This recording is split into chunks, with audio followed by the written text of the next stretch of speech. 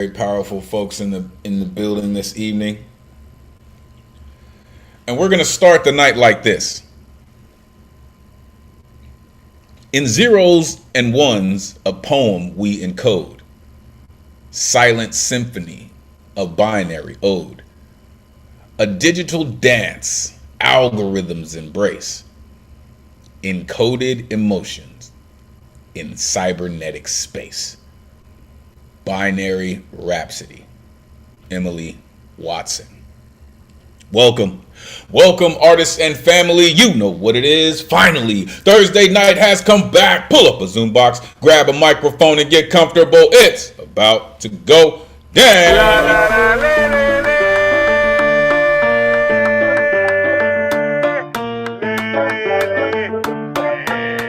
Oh yeah.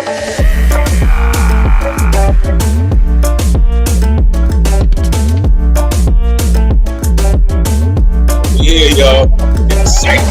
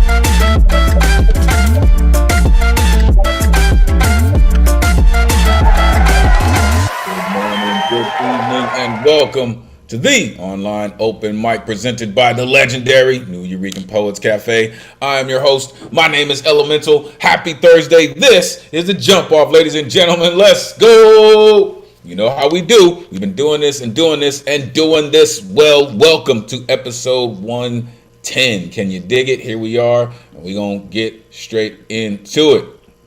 As we have been doing this every Thursday, 8 p.m. Eastern, 5 p.m. Pacific, streaming live on YouTube. And if you're watching and you would like to join us in the Zoom, the number's on your screen, 860-4964-4756. Jump in, join the greatest community in the world. Trust, we're going to show you why it's called that this evening. We do this week after week thanks to some dedicated folks who pay these bills. So we would like to thank the New York City Department of Cultural Affairs, Bloomberg Philanthropies, the Howard Gilman Foundation, and the New York State Council on the Arts for hosting these free online events.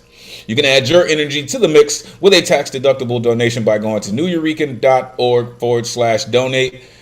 Every increment is helpful, and we thank you for it. Make sure you are plugging in with the dopest text in the Zoomverse. First up, Jan-22 Keen, Storm Lake in the building, all the way in Jersey. Plus, he's an incredible host. Make sure you plug in with Jan-22 Keen. Also, the one and only Ron Mark Thompson, a.k.a. RMT. If you're not down with RMT by now, damn it, you should be. All the way up in the BX. You know what that dude is, man. This is where you can find me, Elemen2al.com. Take out the T, put in the number 2, Elemen2al.com. So many things going on. Make sure you plug in. Tonight's theme, circuit breaker. Unplug to reconnect. Right?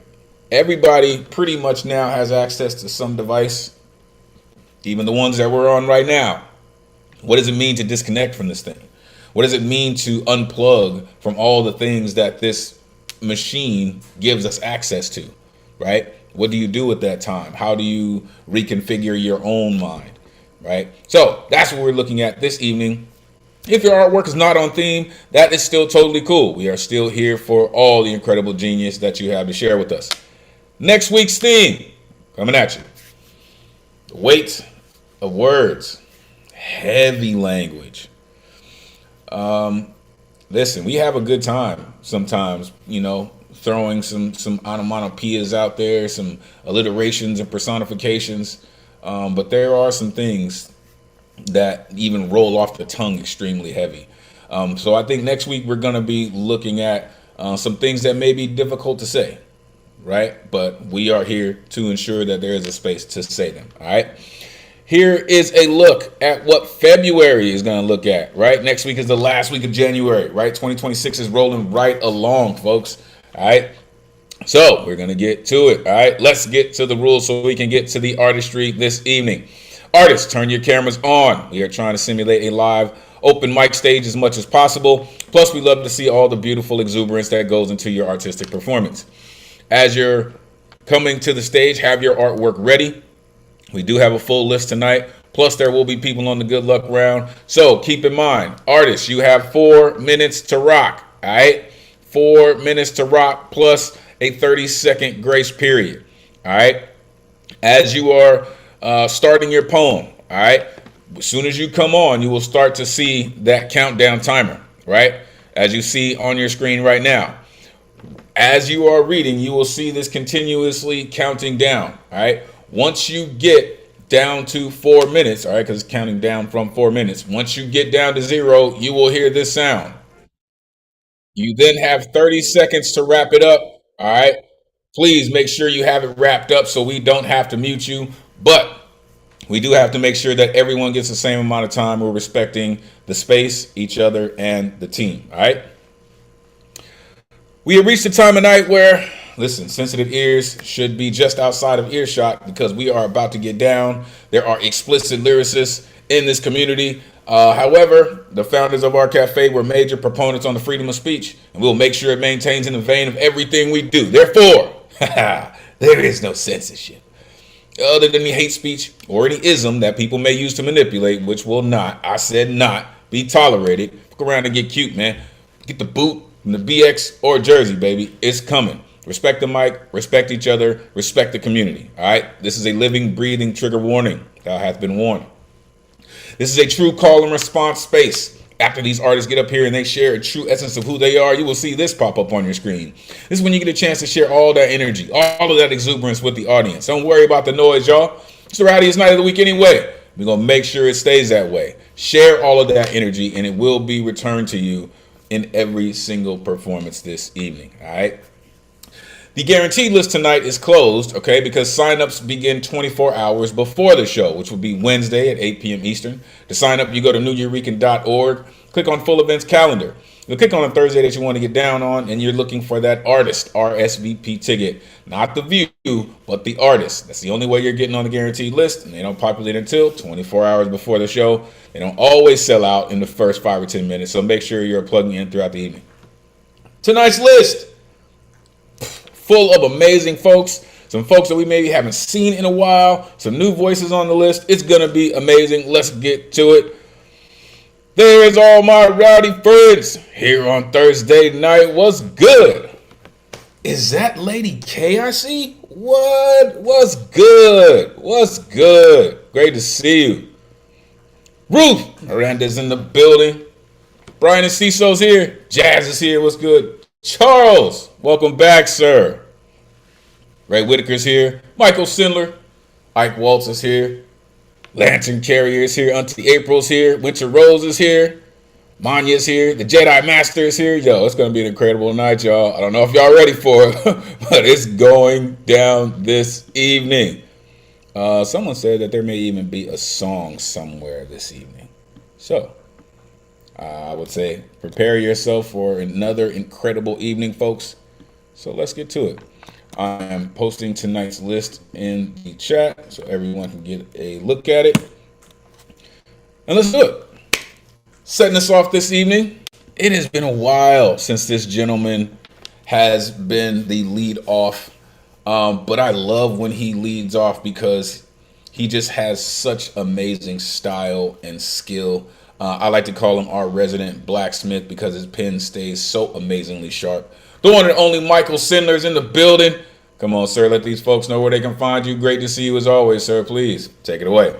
Hey, thanks, Elemental. Great to be here. Great to see everybody. I'm going to do my perfunctory putting up lighthousewriters.org because I really do think it's great. They actually just started a whole new round of classes, so some of them might not have started yet. Um, but they have all kinds of great stuff going on there. This idea of sort of unplug and restart. Uh, you could say in a way I am. I've been doing a lot of going back to the old days, shall we say, and dealing with that. Start trying to come back up. So this one's damn good barbecue. We didn't drink the Kool-Aid, but we drank a lot of mushroom tea and ate a lot of damn good barbecue and ran laughing through the streets day and night. We danced and played and fucked and drank and slept wherever the spirit beamed and whenever we careened, and all too often with whoever was in the other half of the dream. We could have built a house from stems and seeds. We could have lived inside harmonies, but too much of a good thing will always end by crashing down and run down Victorians in a long string of shotgun shacks, making installations out of knickknacks and detritus that led to lots of nothing, which was perfect when you think about it. Sometimes even making art that literally flew away. It might have been nice to take a picture, but it doesn't matter anyway. It was all about the moment we let go. And I'm going to do one more called Rock Lobster. We never had more fun than flopping to the floor and rising wobbly armed as Fred and Kate belted out the chorus and Ricky strummed all four of his guitar strings while Cindy yokoed all the sea creatures before we crashed harder than waves on the beach and woke up in the morning on the living room shag, curled up where we last fell, with whoever fell there with us, wanting nothing more than to do it all over again. Okay, thank y'all. Incredible story, sir. Amazing work as always. Unmute yourself. Give it up for Michael Sindler. That was great. That was just great. Woo! It's good to get all your hedonist credentials up and out in the open, Michael. He was the Jedi Master. He brought out the hedonist credentials. That was beautiful. Listen, anytime you start or end with damn good barbecue, listen, you got a good day. Like, really. I just love the sentiment of that poem, right? Making art, it literally flew away. Built a house from Sims and seeds. Like, come on. It was all about the moment we let go. And I think there's just so much freedom and peace in that. And then in the second poem, it's just living the life. You know what I mean? You wake up on the shag, with whoever fell there. Like, that's just really, really a beautiful sentiment. So thank you so much, sir, for what you do. Listen, make sure y'all are plugging in with Michael Sindler and Lighthouse Writers. He has been a proponent of theirs for a long time, and I think that it is an amazing space. So make sure y'all are plugging in.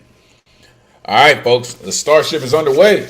Let's keep it going. Coming up next, listen, this artist, she is in it to win it now, and I'm thankful that she is here. She is got a slice of life that she has to share with us, and I believe that we all benefit from as well. The one and only Jazz in the building. Come on, let these folks know where they can find you. Great to see you. Please take it away. Hi, good evening. All right, here we go. In 2020, I was 33 years old. That's when my body hit its circuit breaker. Inflammation took over. Fingers swollen like sausages, knees inflamed the size of balloons. I couldn't sit without saying, I. I couldn't open a water bottle. I couldn't turn a doorknob. Imagine your clothes hurting you, your pillow feeling like it's attacking you. I couldn't sit. I couldn't lay down. I couldn't stand without feeling pain. Everything in my life was changing at once. I went back to school after 10 years. I lived with the man for the first time. I do not recommend. I was away from my friends and family. A hardcore city girl trying to survive in the suburbs. I felt like I landed on another planet. Same world, different species. I clearly missed the orientation. Too many changes, no support, no one to lean on. It took doctors almost a year to find a regimen that stabilized me, but stable doesn't mean healed. The inflammation stayed. That's when I realized my body wasn't failing me. It was forcing me to stop. So I unplugged. I removed people who didn't bring me peace. I took only the classes I could handle. Fuck that college advisor. I stopped expecting anything from the man I lived with. I slowed down. I listened. I chose differently. I built a life that didn't hurt my body. I graduated with cum laude.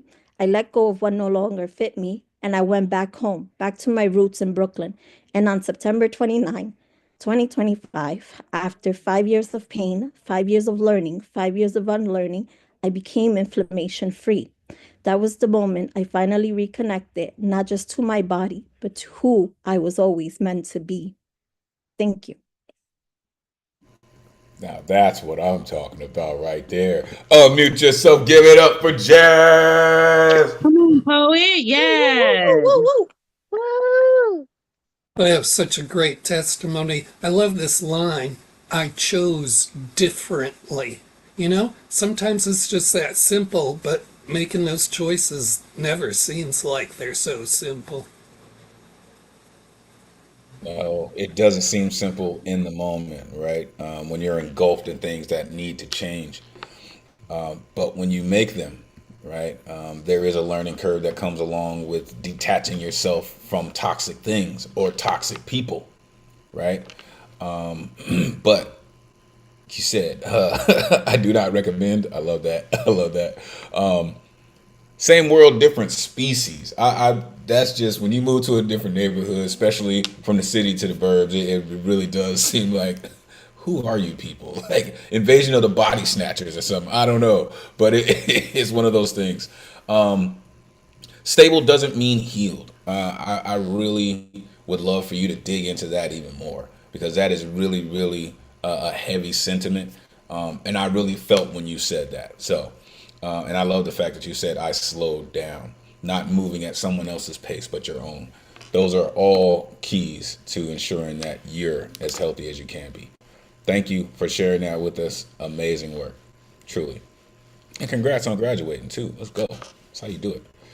All right, coming up next, this gentleman, all the way across the pond where it's wicked late. This gentleman is the most eloquent writer in the world. He just has a way with words. He has this thing going on with love that is just, it's really magnificent to hear and witness. The one and only Lantern Carrier in the building. Come on, Lantern, let these folks know where they can find you. Great to see you as always, brother. Please, take it away.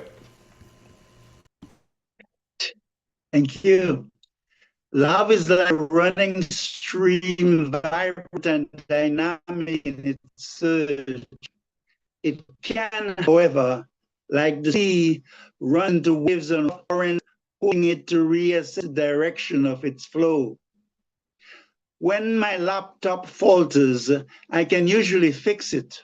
Yet if it suffers burnout from too much overuse, then I may need to unplug to reconnect, to take another look at the safety and excellence of our relationship, to ask myself the essential questions in determining the actions I pursue for well-being. The river of love may not always flow well in marriage, as it can run into the trough of drift and trust, respect and integrity, and an overflow of negative emotions. Infighting and remorse drains the psyche like faulty wiring and bad. I arrive at the desperate conclusion that I must really do something to prevent that inner fire of burnt wiring consuming me, sucking the on overload that drains my health, bricks, bruises, and scars. The word love is never to self-destruct, but to find one's way out of the spiral of boredom, abuse, aversion, poverty, or lack of chemistry that lead to various challenges, pushing soul to make the circuit breaker work. When a relationship shows danger signals, the inner voice, like a circuit, trips the heart, which sends messages to the intuitive mind that the partnership has become perilous. Quick action is needed to protect the wiring of lava. This restores balance and functioning. Alas, statistics show that a woman is abused on average 21 times before the circuit breaker kicks in. There are reasons, of course: family, financial, stability, fear, insecurity, lack of performance, and more. That is why it is so significant to unplug, to reconnect. Is the partner hiding his phone, taking additional evenings, dedicated to extended work, or expecting phone calls, or certain body language of uncaring lies safety issues? Applied to political systems, Traore AES are successful in igniting the torch of sovereignty in the cell, tripping the yoke circuit of foreign power and control. Yet in the East, banditry prevails, sabotaging the circuit breakers, snatching pole position from the jaws of defeat.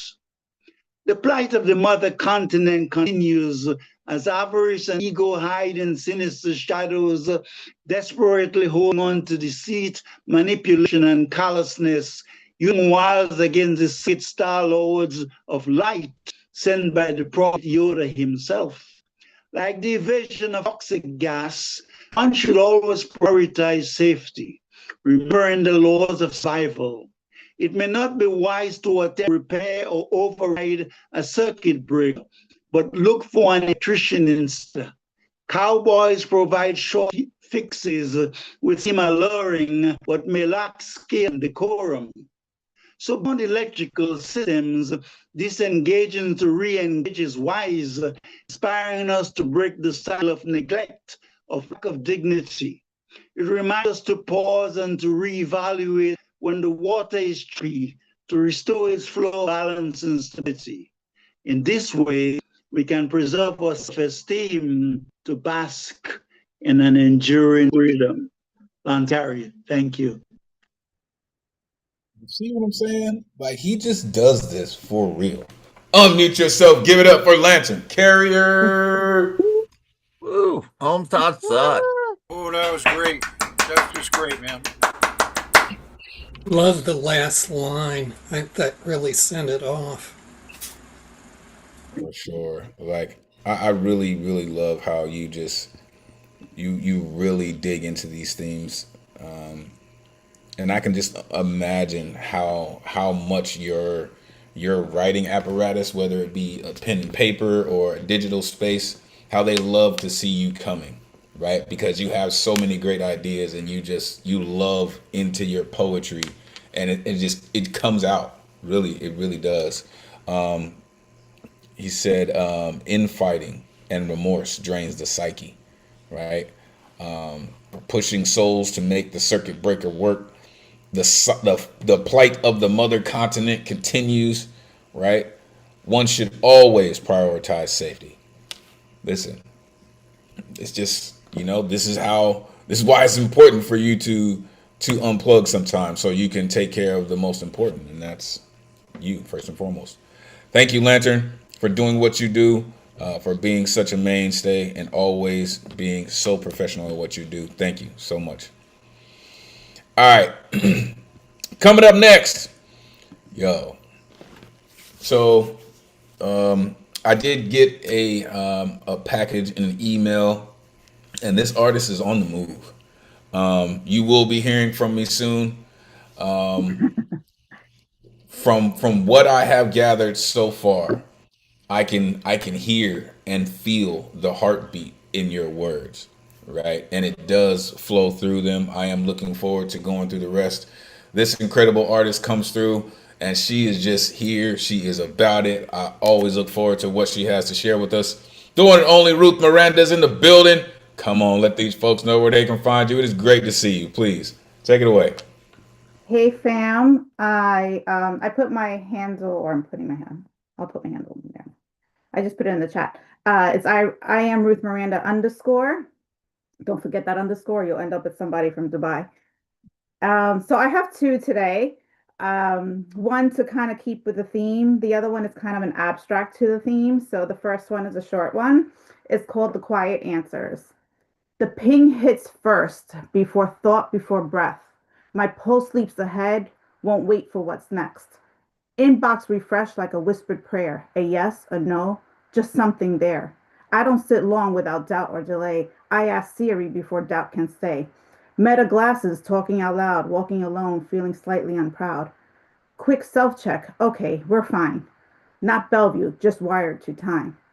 I shut it down, no buzz, no ring. The quiet answers everything. And then this one is called Brick by Brick. I was raised where the buildings touch the sky, where dreams seem too big, where hopes run dry. Brooklyn bred in the project's embrace, where you learn to hustle to keep up the pace. They told me I'd fail and I'd never be more, just another kid behind a closed door. But I took their doubts and turned them into fire, made their limits my fuel, my burning desire. Curiosity was my compass, always pointing ahead, asking questions of the world and the life I led. Why settle for less? Why live in their box? Why not push past the doubters, break through their locks? I am made of resilience, of grit, of resolve, a kind of strength no hardship can dissolve. I'm resourceful, relentless, carving my way, turning struggles into lessons every single day. My culture is a mosaic, vibrant and deep, and it's in the stories my ancestors keep. From Brooklyn streets to my roots overseas, I carry their battles, their victories, their pleas. But I'm not done building, I've just begun. There are roads to travel, races to run. I'm stacking my dreams brick by brick. With every challenge, I get stronger, I stick. And because of this life, it's a canvas I paint with bold strokes of courage and with a will that won't faint. They can't write my story, they don't know my drive, but I'm here to thrive, to rise, to arrive. So here I stand, proof that they're wrong. My spirit unbroken, my will fierce and strong. There's no stopping now. I'm just hitting my stride with Brooklyn's strength and my ancestors' pride. And the stars are my guide and my future's my stage. Every chapter I write, I turn the page. This journey's my own and it's far from through. The best is still coming, I'll see it through. You better talk that Brooklyn stuff in here, man. Unmute yourself. Give it up for Ruth Miranda.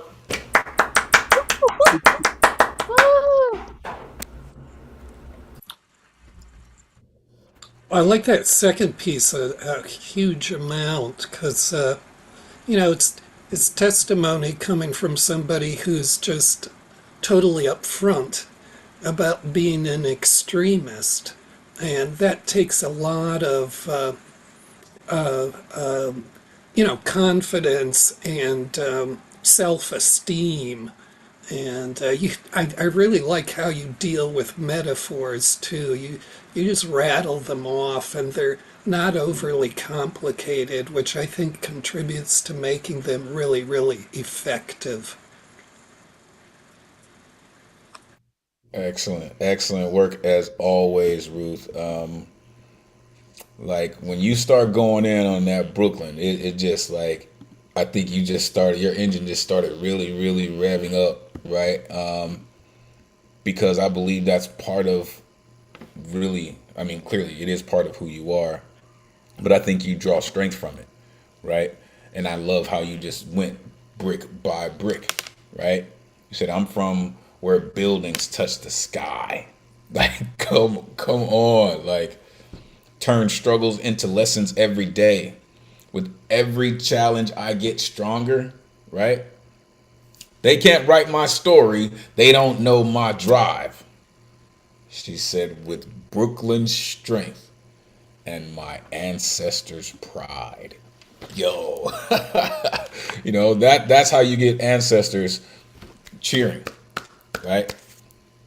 That's how you know that they're on your side and they're listening to you because you make sure you shared that love with them and they give it right back to you.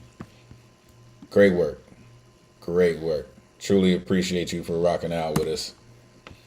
Yeah, yeah. Talk that Brooklyn shit. That's real shit. Appreciate that. Appreciate that for real. All right. Coming up next, yo, the Earth Spirit is in the building. This gentleman is so very uniquely him. Ever since he has joined the community, he has been a dedicated member. He is also a very hardworking member of our community. He is the author of The Impromptu of Love of Music, as well as Animals, and a new collection on the way very soon. The one and only Ray Whitaker in the building. Come on, Ray. Let these folks know where they can find you. Great to see you as always, sir. Please take it away. Oh, thank you for that introduction. I have three, and I hope I can get them all read, so I'm going to jump right in here. So, first one's called Only 71 Years in the Making. I have a poet friend in Scotland, Finn Hall, whose book is titled Only 1800 Years in the Making, rooted in his historical past as his family has shown up that long. Only a few close friends have I. Within my shorter time, these have lasted nowhere near Finn's title. I have contexts and resultant activities that have persisted in my lifelong pursuit of authenticity, my service to the greater good, coloring my life with flavors to the olfactory. The strengths there are inherent, not genetic, environmentally given by parental example, coupled with the rare compassion gene, which was, in my case, fortunately genetic, and luckily born in a nation standing against tyranny. Both my children know that my children's children also realize that I am occasionally colored a deep red, sometimes a royal purple, and on my flagpole I fly a man's fiercely independent yellow over sea blue. There isn't likely 71 more years to be made. Another 20 would be nice, though, allowing all the micro tears received to heal up by living life. My next one is called Waiting for Me on a Regular Basis. It doesn't take much for her to appear. Many days she would hold a sign, like the old metal ones, neon lighting and glass tubes, another dimension added. It took me many visits to read these. Joy would simply stand there, a vibrant pink statue, mute, relaxed, holding it up. Finally, my eyes focused on the lettering. A message, having become a mantra in my life. It takes courage to be happy. And wondering about why it took so long for me to be aware for that appearance in my life. Thanks. And this last one, I may have read this before here, but I can't remember. It's called Water. The headwaters of the Rio Grande are roaring, full of snow melt poured down from high peaks, rivulets filling rocky watercourse ways, those filling small gorges in the high rocks. All of it pouring over cliffside, a waterfall white with beauty, falling 250 feet, leaving a wee rainbow of mist in the air. The Rio Grande flows its way to Texas, and here the headwaters are angry. Crossing this now is impossible. Splashes and spray from rocks, a noisy roar as the churning water collides. Even Brother Moose, daring to cross, has trouble. The water could be the trouble with the constructs of men. Anger, trepidation, buffeting, thundering. The mountain gods voice their opinions with lightning and strong winds tugging at trees. Some Native American tribes say that we are the water, going well beyond the wet, beyond the feel of humidity, to the forests, the trees, the animals, and even when we are laid to rest in the earth. The flow continues as the earth gladly accepts us. Everything returns in a cycle as old as time and ends up in the rainwater falling. Thank you. Oh, that rainwater line. That was incredible. Unmute yourself. Give it up for Ray Whitaker. Absolutely beautiful. That was great, man. Yeah, the first two poems, they're such great poems, but you really, really, because you amplify those poems so beautifully with your delivery tonight. You use this tone of voice that's almost like somebody sort of pulling the cover off of something that's just really wonderful. Like you're sort of just doing this very sensitive revelation work. And it just really set those poems off so beautifully. And I really like the physicality on the last poem. Your gestures and stuff, even on the small, box of the screen. It just, I'm just going to use the phrase, it just inspatializes the wonder so beautifully. Thank you very much. Yeah, you have a way of, as your colleagues are saying, delivering your work. And I've said this before. It just sounds like a stream flowing, like right through the most craziest thing that's happening, and then enter the stream and the sound of complete calm, right? And when you do it like that, when you embody poems like that, it does come off very peaceful, right? In your first poem, you mentioned a nation standing against tyranny. We need more of those. Your second poem, you mentioned it takes courage to be happy, and I really, really love that. I really, really love that sentiment. And then in water, you said we are the water. The water can be the trouble with the constructs of men. Some of the native tribes believe that we are the water. Anytime you go there, I'm always reminded of what Bruce Lee said about water, right? And we do have that ability to do just that. And that's kind of what you remind me of, is the ability to do just that. Thank you, Ray, for doing what you do and continuing to share it with us, sir. Amazing. All right. We have 5 more, then we'll hit halftime. Coming up next, yo, it's been a while. I felt like I mentioned his name last week, and he showed up this week. Got a chance to see him this weekend. This dude's incredible, man, for real. One of the cats who's been rocking with us since early on and during the pandemic, and he continues to just do amazing things. He is the author of Light, Shadow, Life, as well as Let's Unmesh Life. The one and only Unmesh Mohikar is in the building. Come on, Umesh, let these folks know where they can find you. It's been too long, sir. Please take it away. Hey, Elemen2al. Hello, everyone. Hope I am audible. Good to see you all after a long time. Here we go. No, it's called Struggling Sunset. It's published in Mayari by Finbel. Here we go. Yesterday evening, sitting inside the car, through the window, I saw the sun setting. The sunset, to my surprise, did not happen quickly. The sun refused to set. The clouds were convincing the sun to go home and take rest. Sun today did not want to go home. What was it that was stopping him? Politics of the planet perplexed him. He was not amazed, though. He had seen and done it all. But he saw the history repeating itself. The clouds, understanding the dilemma, tried to cover the sun. It was a beautiful battle. Clouds running over the sun, and the sun rays revolting and coming out of the smallest slit in the cloud. It was like golden yellow flying unhinged around the clouds. There was orange color, which was but subdued, just like gold prizes overshadowing the silver. Slowly but surely, the clouds won the battle.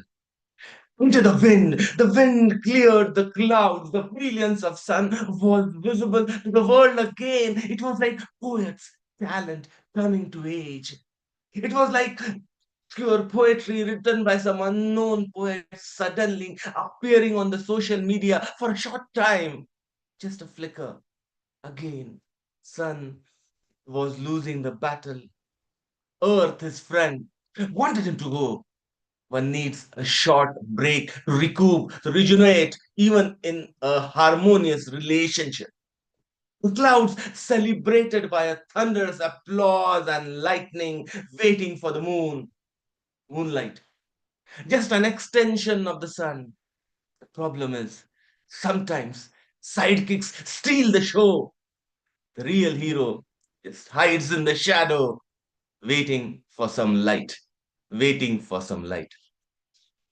Thank you. Thanks a lot. You can find me on Unmesh Mohitkar, Instagram, Facebook. Thank you. Yo, this dude just brought a whole storm and some sunlight. I love it, man. Unmute yourself. Give it up for Unmesh Oh, Mohika. mesh. All right, Omesh, that was excellent. Oh, man. Beautiful. Yeah, don't put a poet in front of a really incredible sunset because, that's the result. So much enjoyed your work tonight, especially because you gave it to us in this using all this these ecstatic tones, and it really, really made the images you were creating so much more alive. So glad to see you back here. Whenever I see, you know, one of the people from the pandemic days back here, I really am enheartened by the commitment that so many people put into this place. Definitely feel the same. I mean, I love how you set that poem up, Unmesh. He's like, there's a battle, right? And then this whole battle is unfolding in the sky, man. It's just, oh man, that was really beautiful. I saw that whole thing as you were, describing it to us, as you were painting that picture. You said the sun refused to set, right? It was a beautiful battle. I was like, oh man, I'm here for all of that. Like it was, that's just amazing, man. The clouds celebrated with thunderous applause and lightning. Like, man, I love it, Unmesh. You're just one of those dudes, one of my international favorites, man. Please continue to do what you do. Make sure you let people know how they can connect with all the amazing things that you do. Thank you for making time and coming to hang out with us. You're amazing, sir. Thank you. All right, let's keep it going. Coming up next, this poet comes through and she really speaks for so many people. For those who may have not found their voice, for those who may have lost their voice, she is that conduit. Love to hear her work. Looking forward to tonight as well. The one and only Sam Hardy in the building. Come on, Sam, let these folks know where they can find you. Great to see you. Please take it away. Hey, thanks a lot. Hello, everyone. I have a few new poems. The first one is called Camera. Funny how I remember it like it was yesterday. The little cafe in Attacher, our favorite waiter and his goofy grin. I had the camera rolling on my phone. You smiled and blushed. You told me you would miss me. You told me you loved me. You seemed genuinely sad to see me go off on the plane 6,000 miles away the next day. We cried at the airport, and I went home and never saw you again. The next was called That Last Sip of Chai. Funny how I remember it like, wait a minute, hold on. Did I just read that? I did just read that. I'm sorry. The next one's called Gule Gule. How can one end things when no goodbye is given? You left without allowing me to hear the words Gule Gule, which in your language means goodbye. I am no fool, and when things are done, and I know when things are done and over, but words mean a lot to me as a poet and as a writer. So silence, although it should, doesn't say goodbye, even though eventually it denotes the end. Without the words, without the farewell, my mind still hears the I love yous, the I miss yous. The memories have no ending to yield to.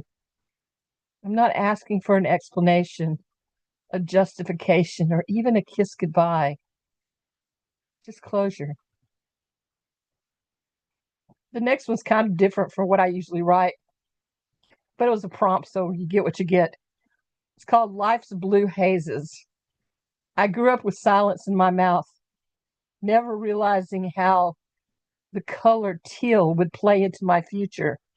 4 a.m. calls to the hotline, the month of April, being a survivor.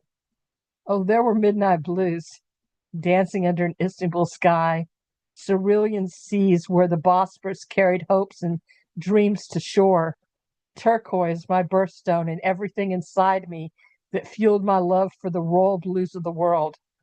Ice blue nights under sapphire stars, quick kisses and swift moving elevators that left me staring into eyes that left me dreaming of sky blue days in crowded Turkish malls. My life is not set to teal. My worth is not diminished in just that one hue of blue. I am steel blue. I am denim blue. And at times I can be powder blue, baby blue. Yes, my rainbow has been primarily blues, but it has shined. It has shined. And this was definitely different. It's called Walking When Old. Something so simple. You ran as a child, you danced as a teen, you jogged as an adult, then you fell as a senior, and nothing is ever the same again. Now you walk with concentration, watching for the slightest misstep, watching for the uneven cracks in the sidewalk, and in those, life throws you as well. Nothing is purely simple anymore. Nothing is a dance anymore. Nothing can be done at a run. Walk softly and avoid cracks because falling is harder to get back up from. It's all about slow paces now, determined movements, concentrated, planned, deliberate motions. In my mind, I still catch quick kisses in the elevator, dance on the ferry, walk miles on Istanbul streets. I still have unimaginable passion coursing through me. Walking carefully doesn't mean I can't run wild in my mind, listen to my music full blast, or cradle her for a kiss. Sometimes the best things in life are deliberate and slow. Thank you. Yo, that's how you change speed on it real quick, Sam. That was dope. Unmute yourself. Give it up for Sam Hardy. You know, one quality I really like in your poems is, one of your poetic powers is observation. Most of your poems are full of observations, and in your work, there's always this very what to call it, a slightly a feeling of unease, a tension between the objectivity of the observations you make and the emotions that are behind that. It kind of feels sometimes like you're being very careful about the emotions that these observations are leading you as a poet to deal with. And I think that's a really interesting quality to your poems because it kind of charts how you work your way through the poem. Um, just wanted to respond to that kind of observational tension in your poems that I get from your readings. I have to tell you, Sam, anytime that you share work about this beautiful person that you truly love, it is just magnificent. We can feel it coming out of the work, right? It's just really like it could stand as its own collection, in my opinion. Just how you mentioned all of this, right? You told me you would miss me, right? 6,000 miles away. We cried at the airport, right? In your language, it means goodbye in the second poem. Words mean a lot to me. My mind still hears the I love yous, the I miss yous, and I just need closure, right? 4 a.m. calls to the hotline, right? Ice blue nights under sapphire skies. I really dig that. In your fourth poem, it just reminds me of a riddle that I had heard once. What has 4 legs in the morning, 2 legs in the afternoon, and 3 legs in the evening? So, amazing work, Sam. Thank you for taking the time to really, really dig into each one of these poems and to share it with us. It's amazing work. Thank you.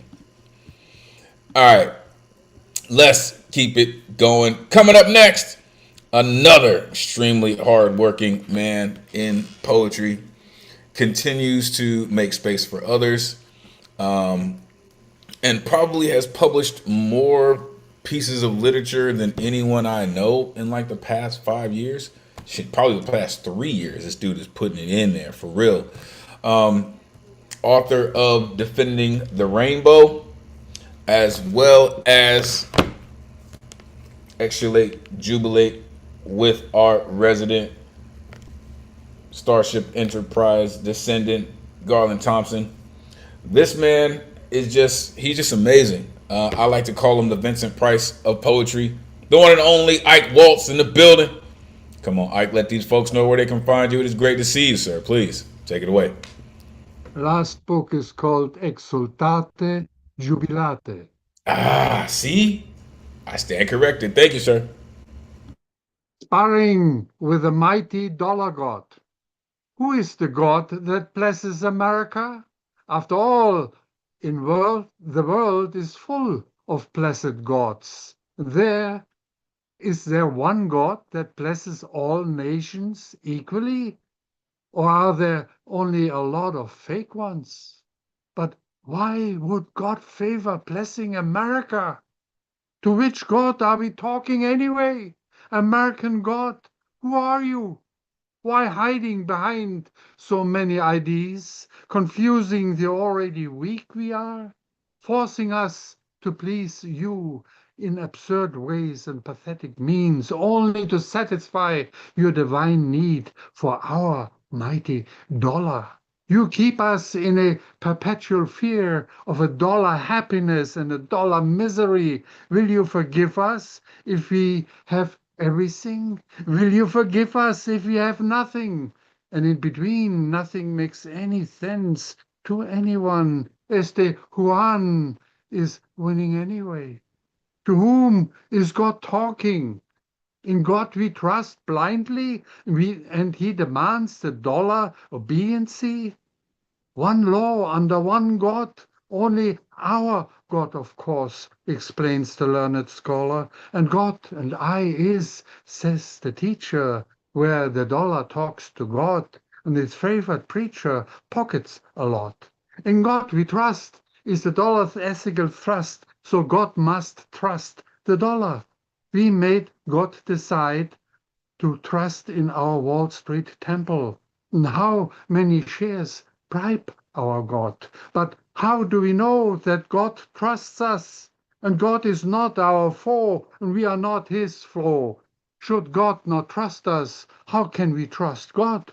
It is us who make all that ungodly fuss, and we owe billions of dollars in deficit to a God, hopefully forgiving us when God is talking to us anyway. So God blesses the dollar. In turn, the dollar blesses God. And every dollar we inhale must be that powerful trust in God. Otherwise, we cannot trust our worthy God.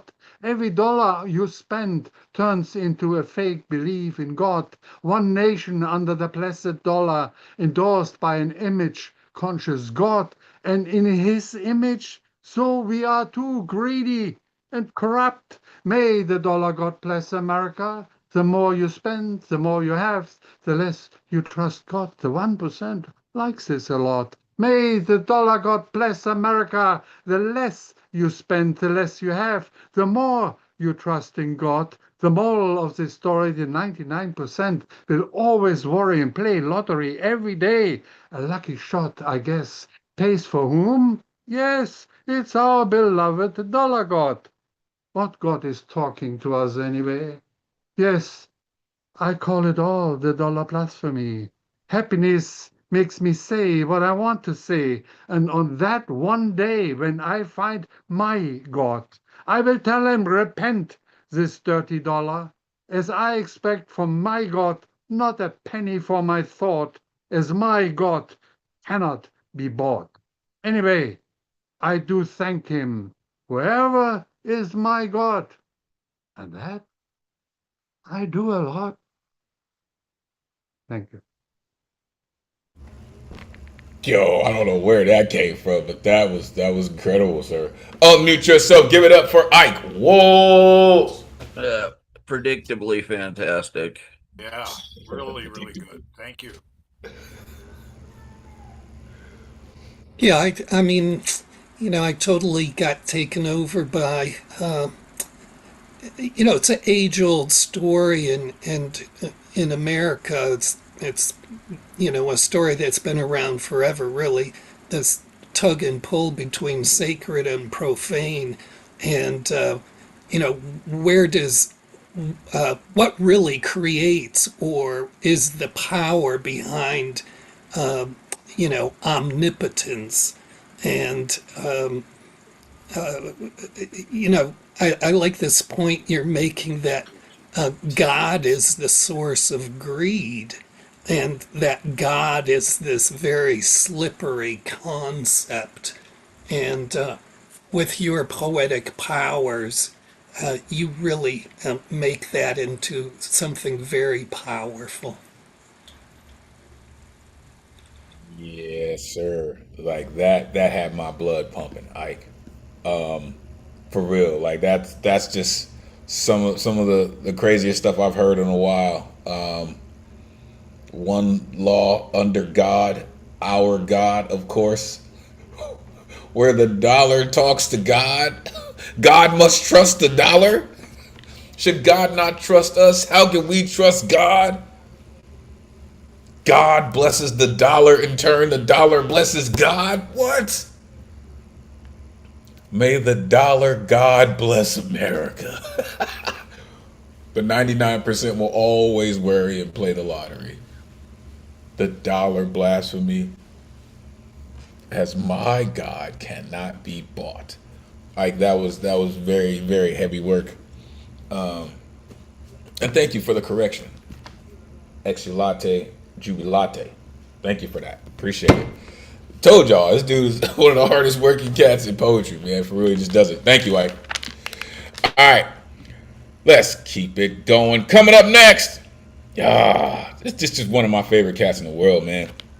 I love when he comes through because he always gives a real person's perspective. Not that we aren't real people, but he speaks for real people, man. I love when he comes through. His voice is so genuine and authentic.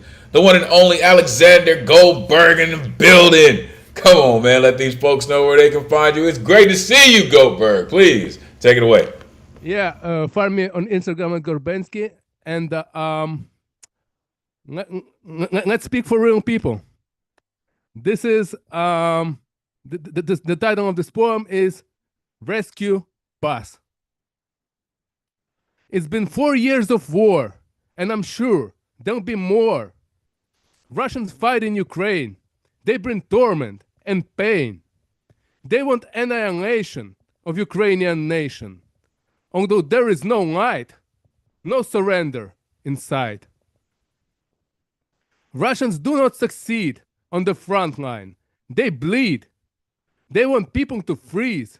Putin doesn't want peace. They're acting like villains, and they target civilians. Weather helps them, and it's minus 20 degrees. Russians bomb power plants on Ukrainian lands. There's no water and heat. There's no light people need. People self-organize. Synagogue now provides help that people were seeking. in the capital city. People need to get warm. They must charge every phone. It's not far from their homes, so they don't need to roam. People haven't had heat, and for over a week, there is also no water, and it's still far from over. People charge their phones once, then their battery dies. It is cold, the wind blows, so they shut on their doors.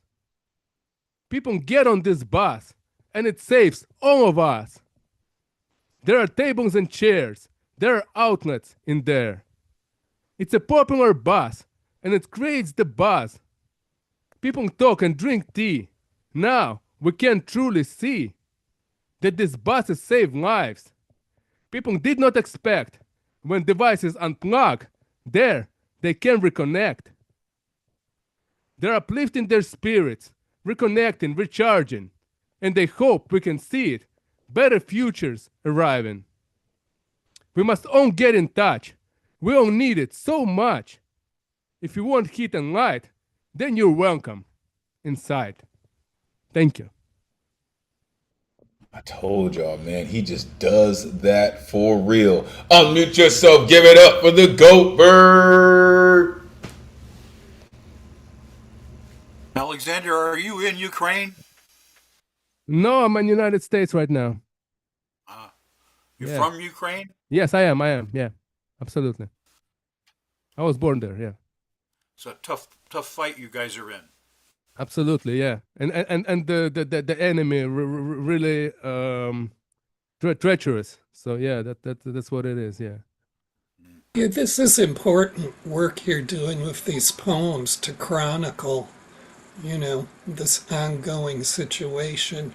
I saw a short documentary recently by a young Russian woman who surreptitiously embedded herself with a Russian unit, and within like a half hour of this documentary, every single person in that unit had been killed.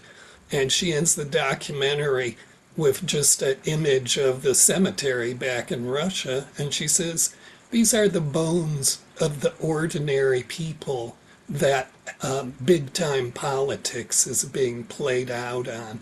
And I think that's one of the kind of themes behind a lot of these poems you're doing. I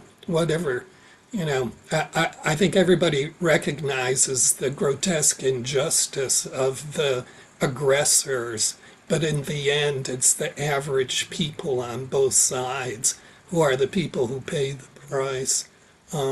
So thanks for being here again and keeping us kind of informed. Yes, absolutely. It's really important, and the fact that the regular people suffer. Yeah, that's not only soldiers, not only on the front line, but also civilians. The regular people who the elderly, the children, those who are completely defenseless, the women.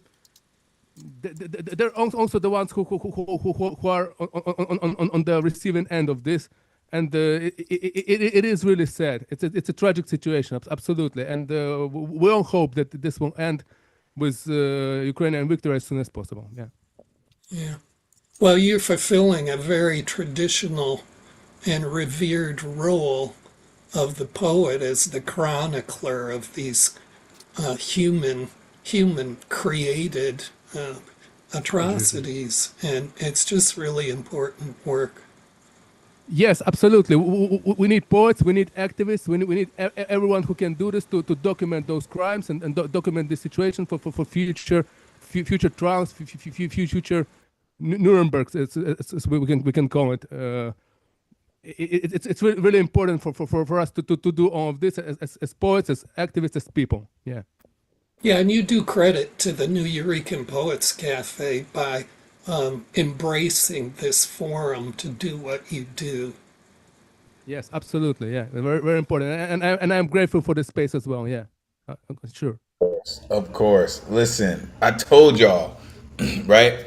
I learned something new about the Goatberg. I didn't know that you were born in Ukraine, but it makes absolute sense now. Going over the poems that I've heard from you over the years, it makes absolute sense.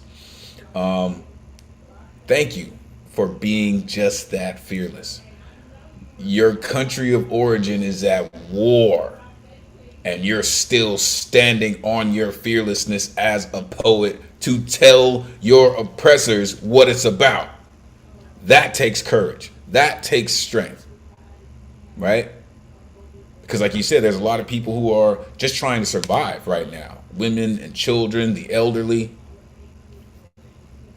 But thankfully, they have someone like you who can speak all these things and let the rest of the world know, like, yo, don't forget about it. Just because it's not on your nightly news cycle, this is still happening.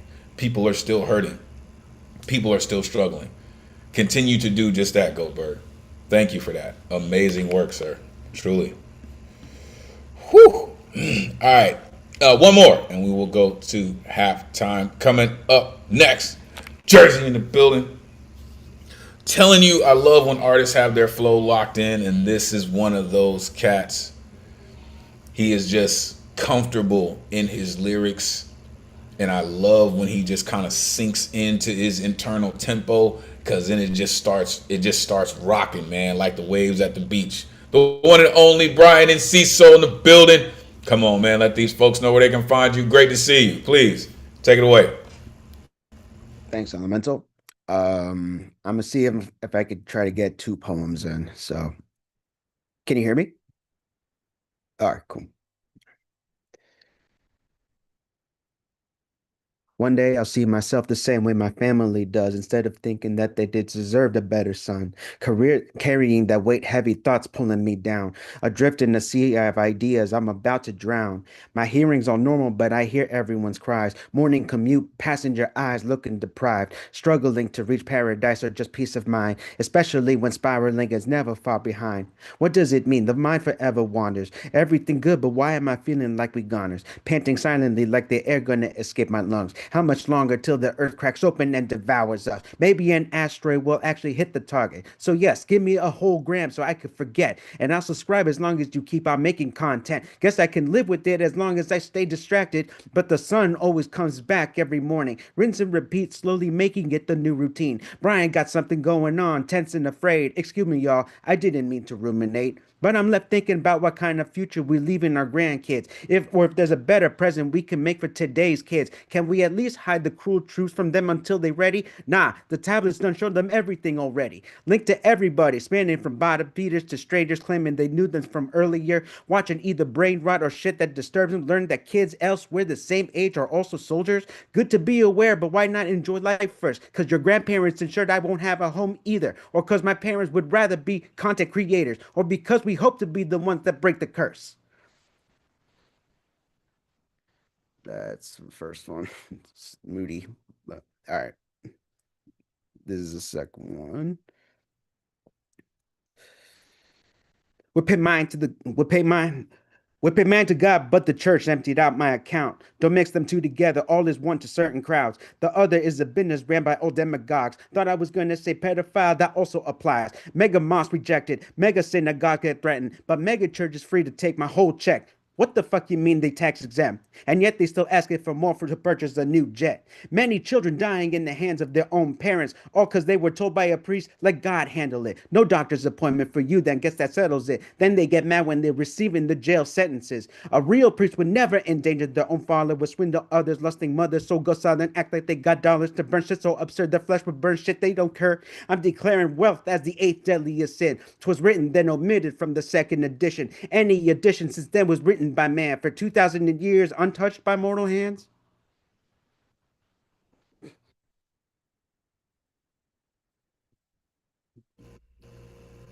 Yo. Yo. Did you just clear the 8th deadly sin? Is that what you just did? Yeah, I think so. Unmute yourself. Give it up for Brian and Cecil. Thank you. Thank you, everyone. Wow, man. Yeah, I just the first poem really struck me. You know, it's one of the key roles as a poem for so many people as a kind of refuge when being confronted with self-doubt, which mostly gets piled on you from other people. And you know, so I saw this poem as kind of, you know, this is a place where you took refuge to work out some of these thoughts, and in the end, doing so, the poem became your advantage over the situation you were talking about. And I, I like both these poems, how they ended. They were both like mic drop poems. And really was enjoying again your, you know, your skill with the flow, especially the second poem. I was like counting the BPMs in there. You were really steaming along. Thank you. Yeah, when you really sink into those lower gears, man, like you really grind out some power and torque in your voice, man. Really. And some of these bars in here, they just go, man. You said, what the fuck you mean they're tax exempt?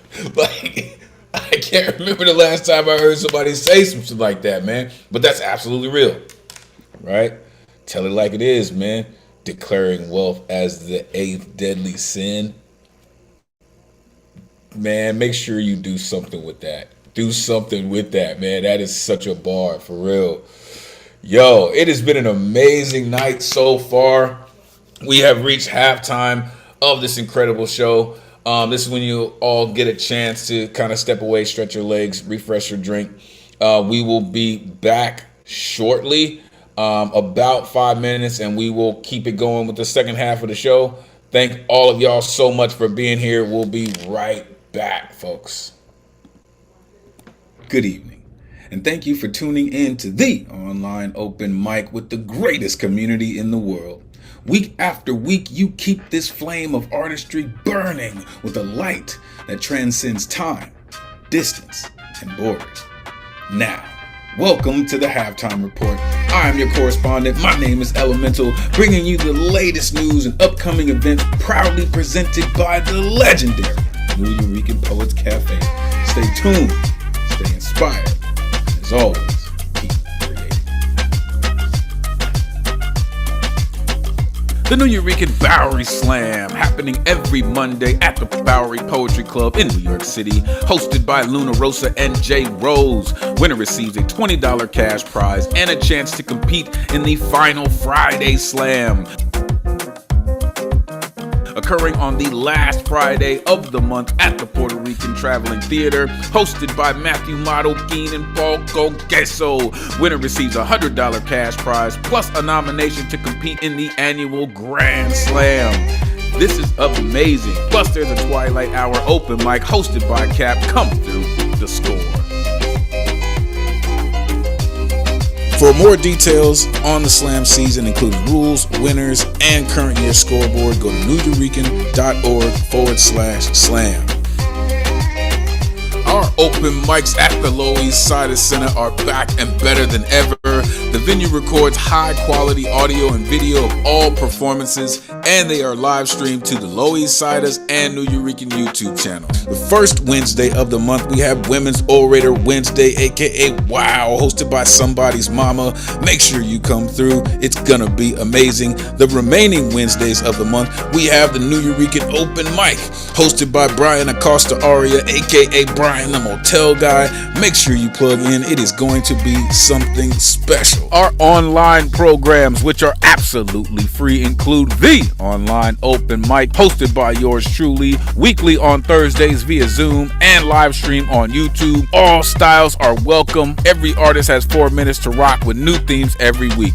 The Slam Workshop, happening on the second Tuesday of every month via Zoom, hosted by the National Youth Poet Laureate Stephanie Pacheco. When you sharpen your craft, you sharpen your performance. Make sure you plug in. There are many other in-person and online events coming up.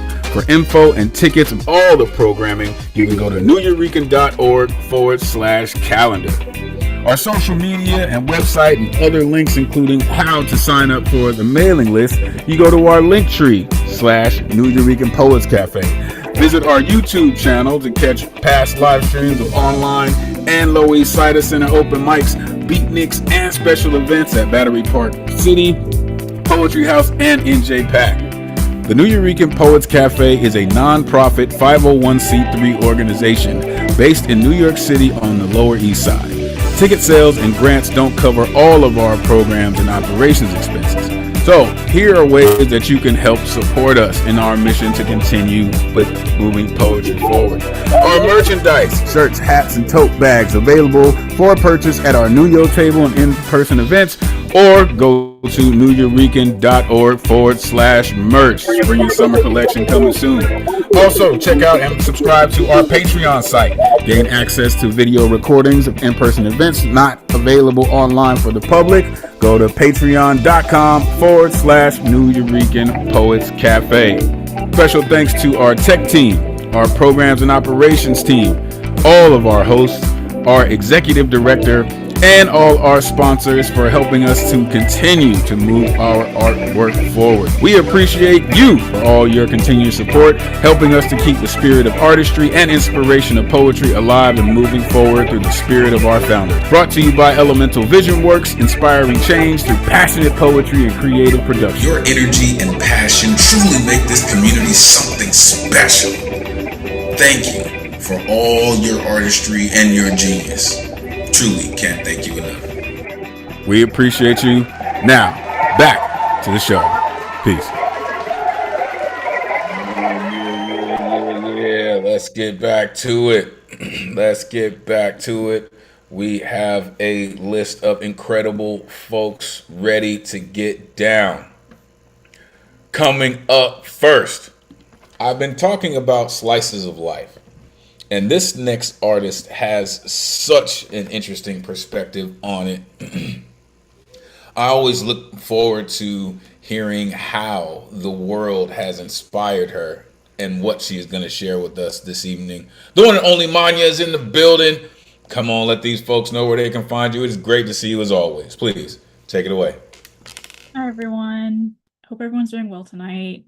Simba has actually joined me today in the background. You can see him just hanging out there. I'm sharing 4 short poems today that are not on theme. The first one is actually a Fibonacci poem. Basically, each line is so the first line is 1 syllable, then it's 1 syllable, 2, 3, 5, etc., just following the Fibonacci sequence. It's called Quietest Voice. I will never sing for me. Only for him will I consider unearthing my quietest voice, digging through mountains of soil to find the noise I learned to leave behind. But he brought it with him so I can show the world. The second one is called My Tune. I wish my name to be like a whistle in the wind, something that carries and can be heard for miles in a valley, but soon disperses in an open space. I do not wish for my loved ones to recognize the tune, but to fall in peace every time it's heard. Have new people learn the tune, but never know the origin. Maybe I just wish for the out-of-tune portions to be forgotten and the harmonized measures to lift up. When will I be able to whistle my tune? What is my tune? Do I have a tune? This one's called 6 Feet Under. I find myself shriveling up over and over again, the dirt surrounding me pushing deeper and deeper until I can barely see the light. The shovels block the source of the light, causing a strobe effect, beads of sickly sweet syrup forming all over me, creating a shield around me. As my mouth fills with dirt, I hear a loud clatter, a sliver of light barely making it to my pupil. Strong hands start to pull at the dirt, shoveling mountains of it off of me until I can finally see him. The last person I ever wanted to see, and if I could, I would go right back 6 feet under. The next poem's called When You Were All I Knew. I find myself at the same intersection, the air filled with a pleasant petrichor, one that brings me comfort, even though it reminds me of the times forgotten from when I met you. Why undress the ground just to prove I'm special? I wasn't the first, nor the last to fall in your sight. A heart you thought needed saving from everything. That is what you said when you loved someone, because every soul you touched felt corrupted, and you wondered why they suddenly cut the line. When you left and got away from me, I could finally smell the rain that had been falling all this time, for me to suddenly become noseblind when I saw you. You tried to keep me here. You tied me down. No matter how far I run on the street seems to swallow me back up. Loving you is the hot asphalt burning my bare feet as I try to outrun you, until I hold on to the lone streetlight. I want to be happy, but not with you. As I venture to the mountains beyond the fence, your presence diminishes until it's dust, getting under my fingernails, but not enough to not wash away under the rain. And the last one is called The End of a Drive. My hands grip the steering wheel as I smile at the kids walking on paths. Where are they going? What am I allowed to do? What was I waiting for when I was younger? I can't do whatever I want now. I can just look at the teen section where I used to find homes within the words I read. What can I do now? I shouldn't be at parks because I should not watch children. Do they still play at the parks that I love? Now, don't get me wrong, these things are rightly enforced. How else can we protect children? When will I have wrinkles on my forehead from raising my eyebrows too much? When will I be holding a constant job, watching my paycheck cut in half for insurance, and taking care of the drooping plants around the house? My fingers can't hold my childhood. The bubble is starting to burst. Will I be proud of my past? Thank you. Childhood? My fingers can't hold my childhood? What? Unmute yourself. Give it up for Manya.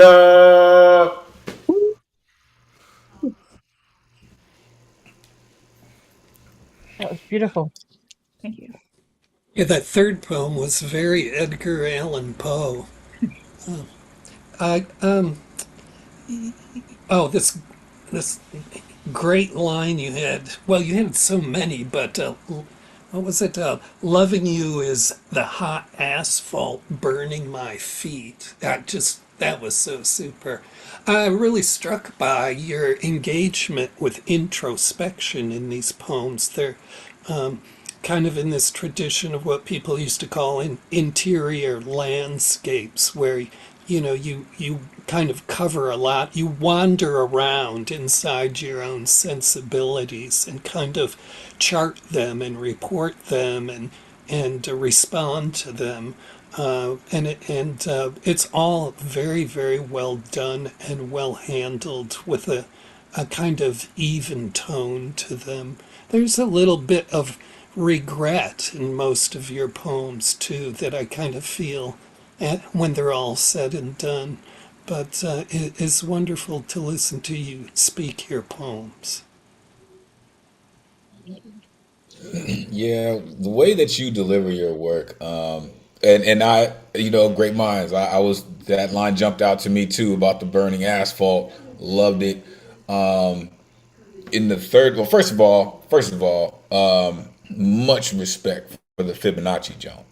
Right, I don't think I've heard anyone do a Fibonacci poem, but that was pretty sick, man, for real. But you said, I believe in your third poem, you said, "When I see you, I'd go right back to 6 feet under." Like, that's just work. Like, I'll take the afterlife. Why undress the ground to prove I am special? I want to be happy, not with you. I think there is some very beautiful matter of fact to the work that you do. Again, your slice of life is usually served up just delectable, right? People eat with their eyes, and you do a great job of creating a plate for people to eat with. So thank you for doing what you do. Continue to rock with us. And shout out Simba for hanging out, man. Appreciate y'all, for real. All right. Coming up next, I don't know if y'all really ready for this gauntlet that we're about to go through with these next like 10 poets, but just prepare yourself. It's gonna go down. So coming up next, I believe this is your first time rocking with us, ma'am. Is that correct? That is true. All right. Welcome to the greatest community in the world. Without giving us your exact address, please tell us where in the world you are plugging in from this evening. Brooklyn, New York. Brooklyn, stand up. That's how they do. Listen, where you been? We've been doing this. We've been rocking. We've been here, man. So listen, great to see you. Glad you made it. You see how this has been going this evening. Let the world know how they can connect with all the incredible things that you got going on, and we'll yell at you afterwards. Please take it away. Welcome. Thank you so much. I will put my Instagram in the comments when I'm finished. But I have two poems to share. One is Birthmark, and another one is Black Dreams Never Die. The first one is Black Dreams Never Die. That's what I'm going to share first. I wrote that for Martin Luther King's Day, Junior Day. Okay. The Black dream never died. Not with your ancestors, not with mine. The Black dream never died. Not with Martin, Malcolm, Nelson, nor Trayvon, Sandra, or George. Not with my brothers and sisters, nor with yours. The Black dream never died. Even in white prison walls splattered with the blood of our innocent, even in blue hospital shawls covered in the blood of our mothers, the Black dream never dies. Even with the shackles we no longer see but can always feel, through every ounce of water our ancestors had to wade. To every day they made it to see the sun's grace. The Black dream never dies. With every hopeless kid not knowing what tomorrow will bring, praying to be let go of others' sins, unsure of the future promised to them, unequipped with supplies to save kin, the Black dream never dies. Okay, that was the first one. And the second one is Birthmark. The first thing I learned to hate, dominating 50% of my face, taking my flame away while brandishing me for life.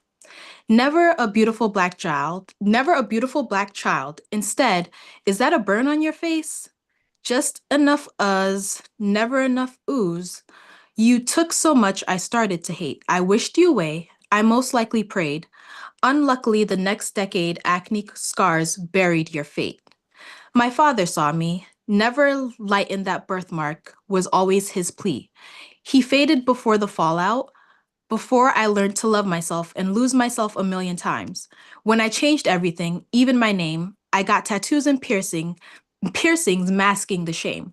You became an afterthought until one day I truly saw you. 23, reflection in the mirror, not recognizing the alien figure, but somehow you were still ingrained there. A testament to the parts I hid as a kid, the misunderstood, the judged, the shamed. Somehow you reminded me of my name, the parts I refused to change.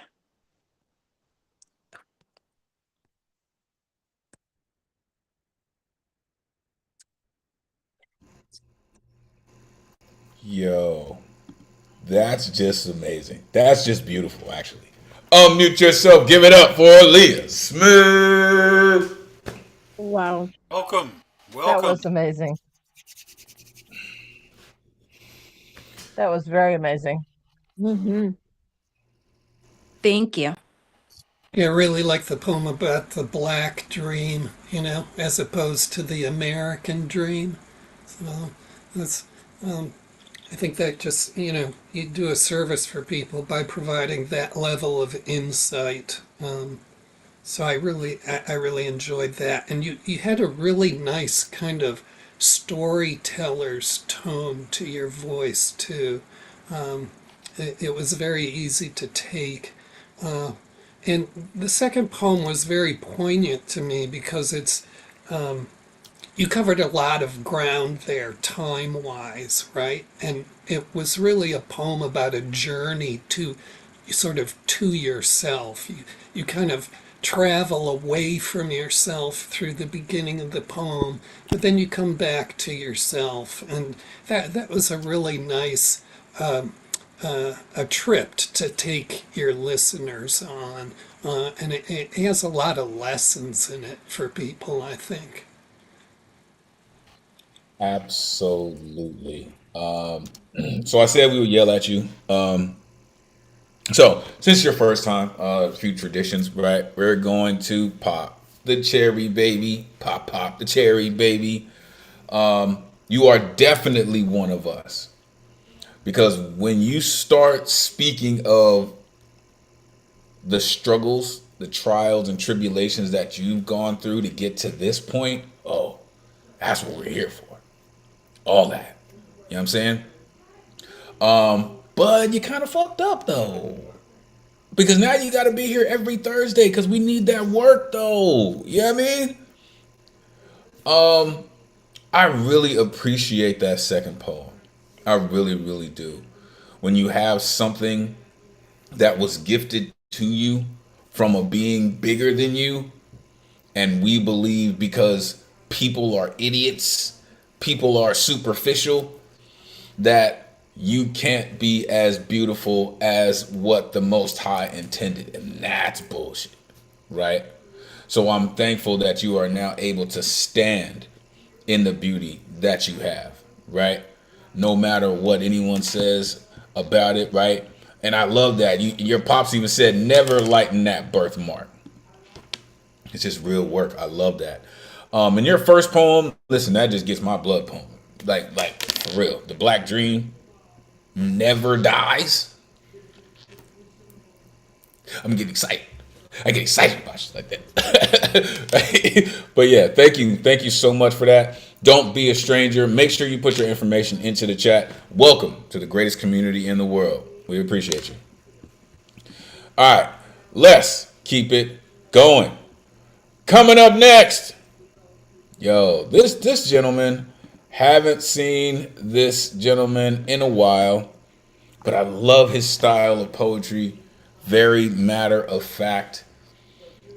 And I believe that we all need to hear what he has to say, as usual, because he surprised me. Every time he comes here and he shares his work, he surprises me. And I'm sure tonight's going to be no different. The one and only Charles Thomas in the building. Come on, Charles, let these folks know where they can find you. Great to see you, sir. Please, take it away. Okay, thanks, Elemental. Yeah, great to see you and everyone. Love the poems tonight. Yeah, I'm on Instagram at Charles Thomas Poet. I just have one poem to share. Becoming away from. Darkness becomes no longer darkness in the colonial mind to mean darkness is bad. Running becomes no longer running in the colonial mind to mean running means you are guilty. Hands in pockets becomes no longer hands in pockets in the colonial mind to mean you have a weapon. Walking while marginalized becomes no longer walking while marginalized in the colonial mind to mean you can be stopped and beaten. Expressing anger becomes no longer expressing anger in the colonial mind to mean expressing anger is a threat requiring silencing. White and light and day become no longer white and light and day in the colonial mind to mean white and light and day are always good. Bombs dropping in white and light of day. Thank you. Oh my goodness. He said that, y'all, for real. Unmute yourself. Give it up for Charles Thomas. I think I'm going to steal one of your lines and turn it into a performance. I'm going to make a sign and walk down the New York City streets, and the sign's going to say, walking while marginalized. Oh, man. I like the title of your poem, too. It was kind of a word puzzle, but I always like working with words where you can take a value that a word has that's not often relied upon. And, that's why words are so poetic, because they have more than one meaning and more than one shade and color to them. So I always enjoy it when poets work words that way. Yeah, that was just completely unexpected, but beautifully surprising, right? Because you started it off in the colonial mind, right? In the colonial mind, right? Expressing anger is a threat. And then just the way that you started flipping, right? This rhyme, this white and light and day are always good. Like, oh man, it just reminds me of like a mantra. You know what I mean? Of people who just always are looking for justification to why they do what they do, no matter how horrible it is. That's what that line reminds me of, right? White and light and day are always good. It just it's rebellious in its simplicity, man. Thank you so much for that. That was really really dope. I needed that for real. Good stuff, man. Good stuff. All right. Like I said, folks, it's some heavyweights coming.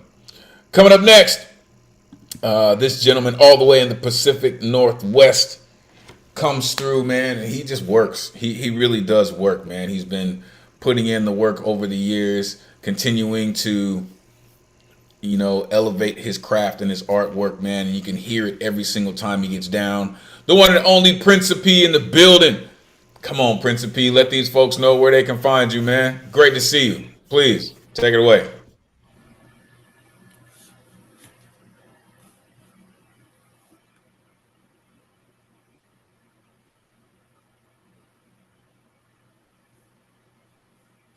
Tonight I'll be sharing 2 poems tonight. Trickling out of me are words that I hold inside. One by one, like drops of water that trickle out into murky terrains, not knowing whatever it will be pushed back or not. For so long, that I've been caught in my rivulet because it was a clogged chakra. My throat is now free to disseminate my words. Can I read one more?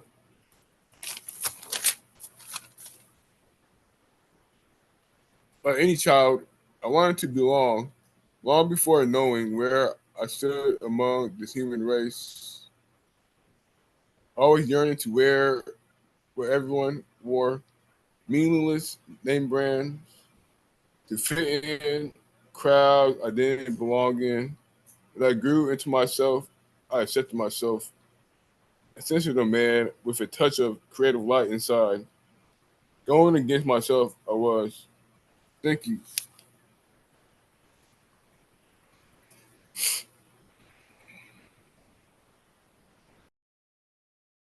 Yeah, man. I told y'all. He just puts in work, man. Every time I hear him, he just keep putting in the work. Unmute yourself. Give it up for Prince of P.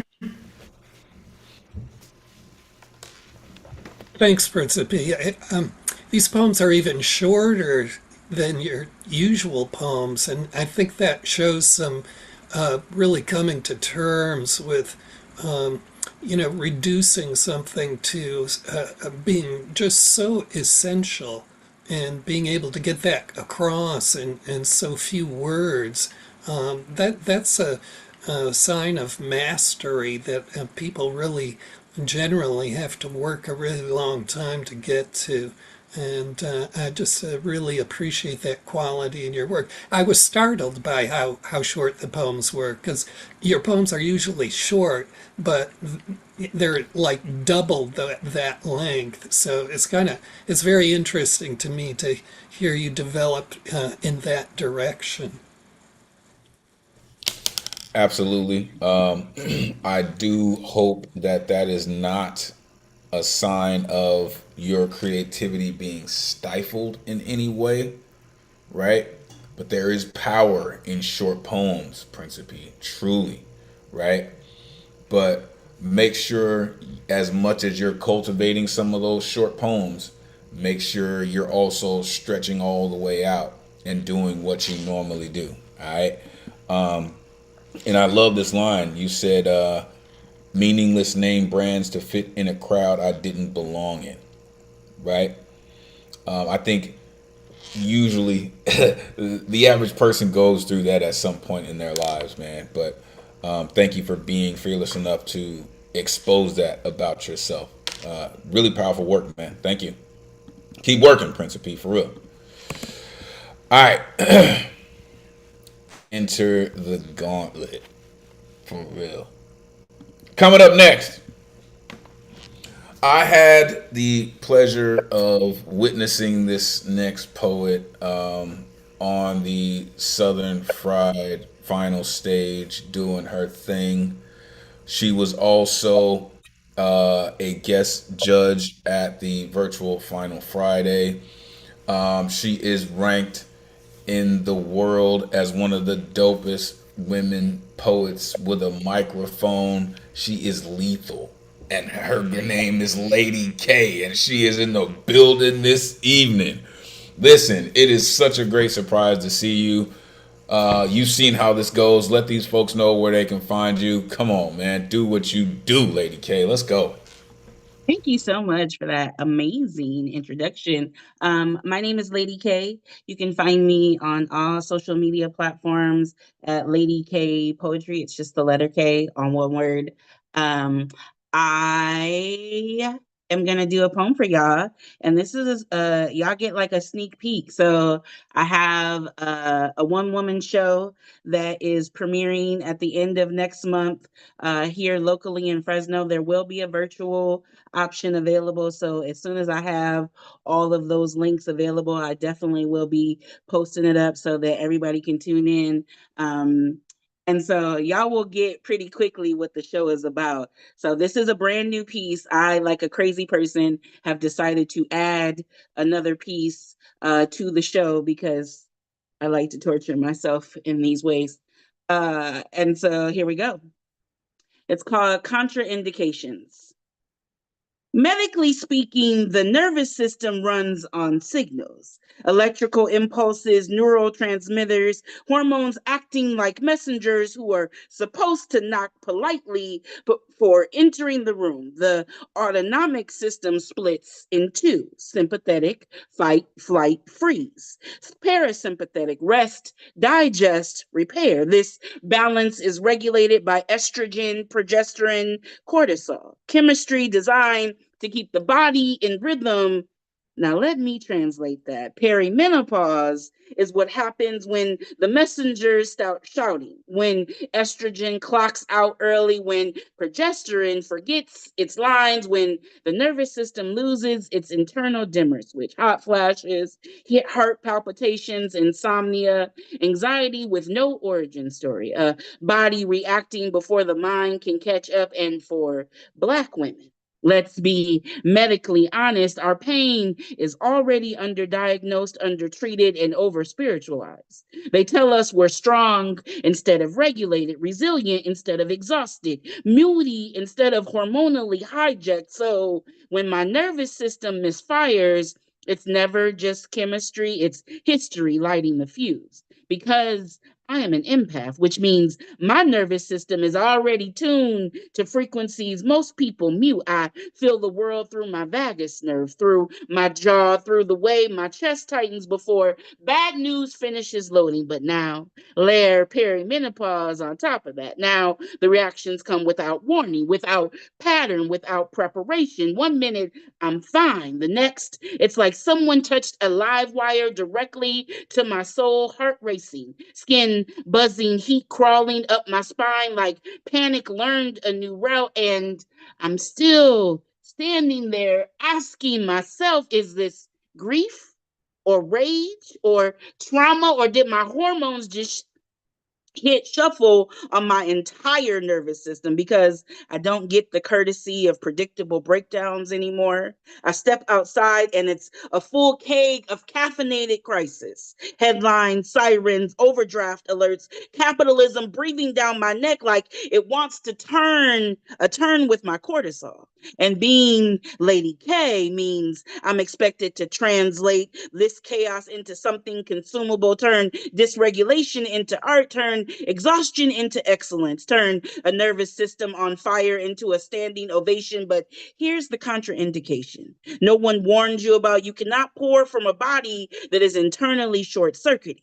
You cannot keep absorbing the world when your hormones are already rewiring the exit. So I am learning slowly and perfectly how to live in a body that no longer gives me warnings, how to choose rest without explanation, how to ground when my own chemistry betrays me. I am no longer asking my nervous system to be professional, palatable, or productive. I am asking it to survive with dignity, because if I don't learn to protect this body now, the world will keep mistaking my endurance for consent, and I will not let my empathy be the thing that finishes me. Boom. That's just medically beautiful. Unmute yourself. Give it up for Lady K. Let's go, Booski.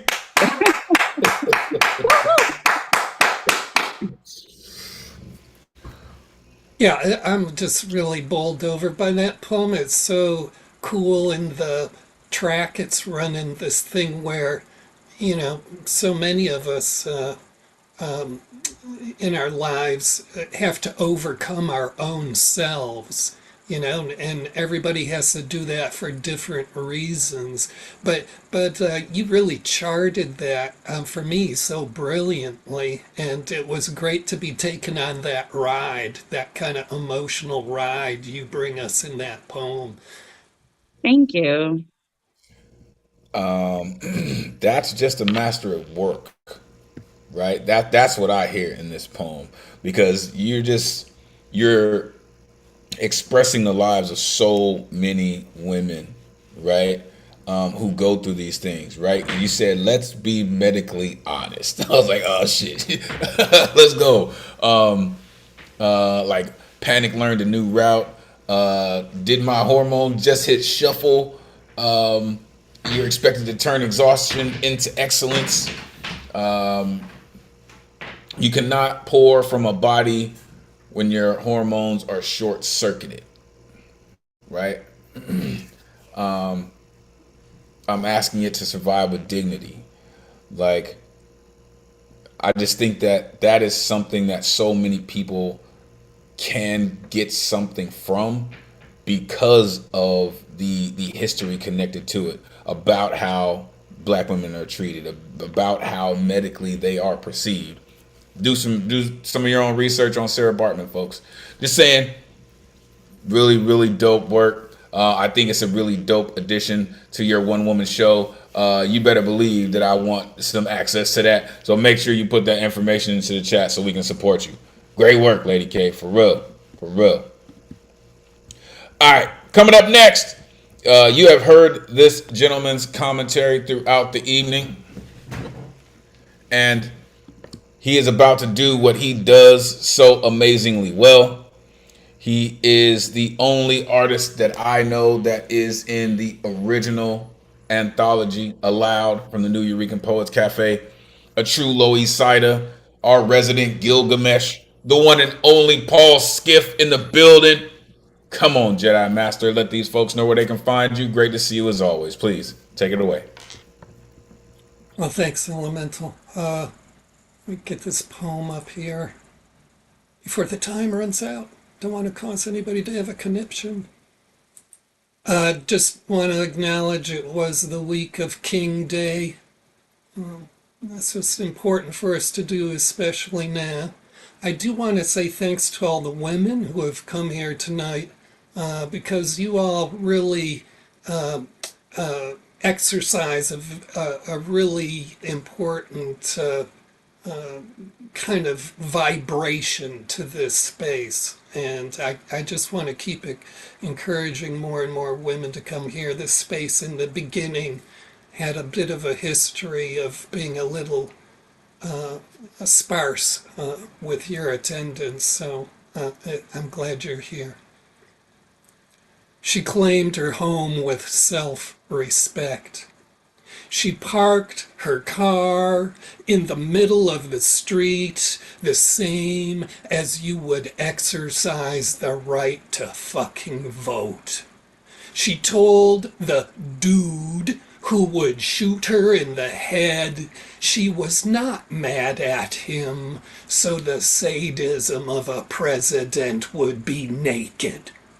She died making sure anyone who noticed the valor could see bravery is an individual act of simple kindness done for tens of millions targeted by violent hatred.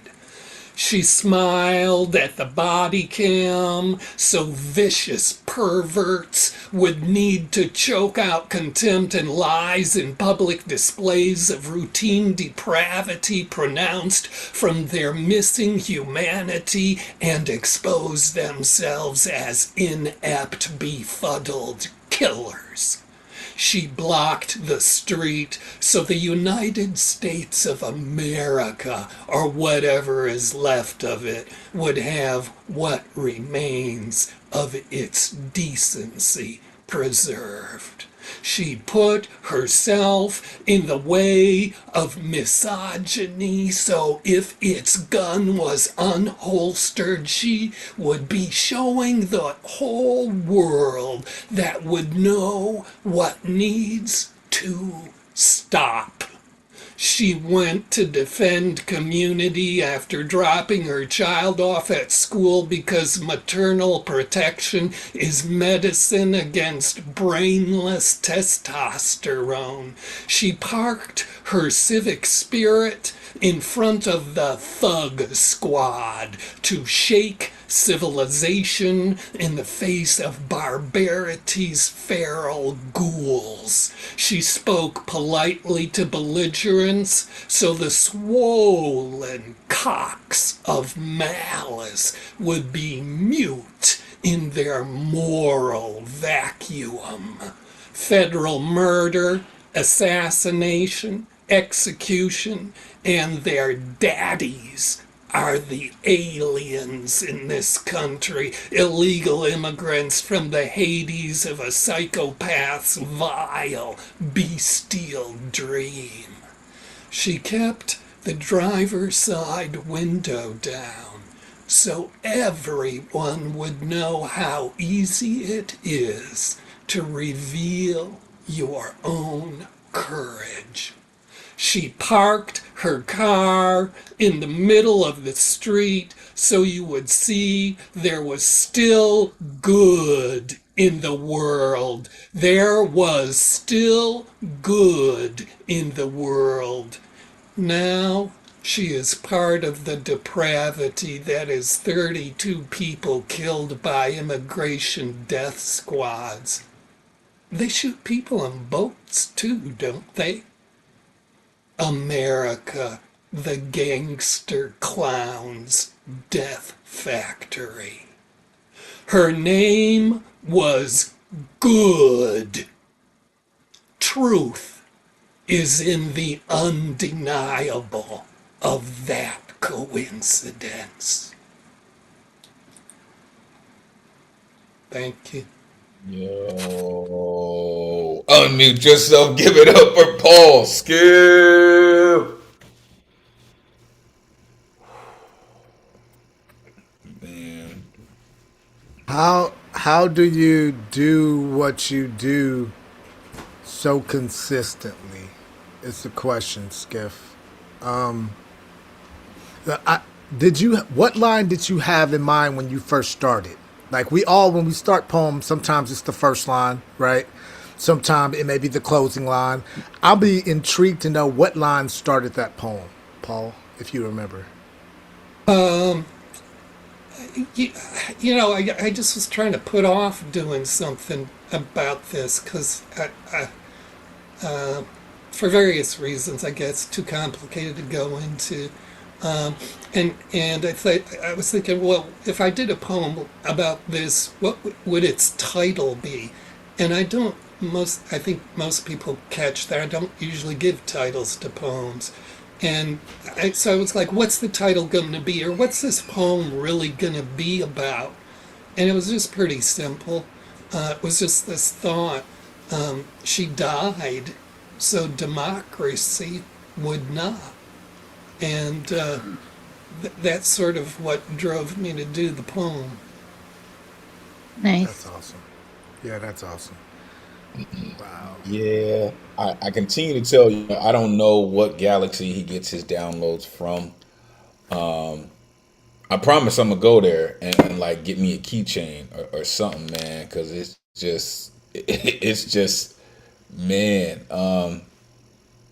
Like when you go into these streams of consciousness, it's like you are so faithful to that stream and you stay committed all the way through.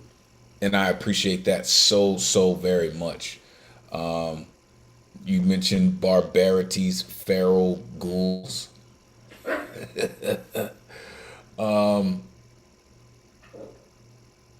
Do they shoot people on boats? And then the whole killer clown aspect. Your fearlessness is unlike any others, really. And I don't know if it's because what you've been through or what you've seen or what you've dealt with or what you've survived. But your fearlessness is on another level.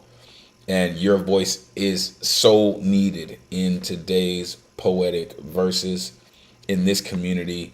I really can't thank you enough for operating at such a high level and doing it consistently. You're absolutely amazing, sir. Thank you for doing what you do and for continuing to encourage your colleagues with all your comments. Thank you for doing that as well. All right, so we are coming close. We're gonna try to get it in though. All right, but as of right now, there are 6 people left on this list this evening, and we gonna get it in. All right, coming up first, this gentleman raises the IQ in every room that he goes into. Prepare yourself because it's time for our Tez talk. The one and only Mr. Tezasomok is in the building. Come on, Mr. Tez, let these folks know where they can find you. Great to see you as always. Please All take it right, away. good to be here with you all. I dropped some info on the chat for my book and for my Substack, and also you can follow me on Instagram under Gashes 2019, the title and year of my first book.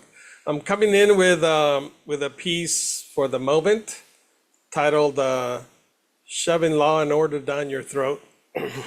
It's kind of hard to follow Paul Skiff. You know, it's a big incline to climb. But here we go. Architecture of control.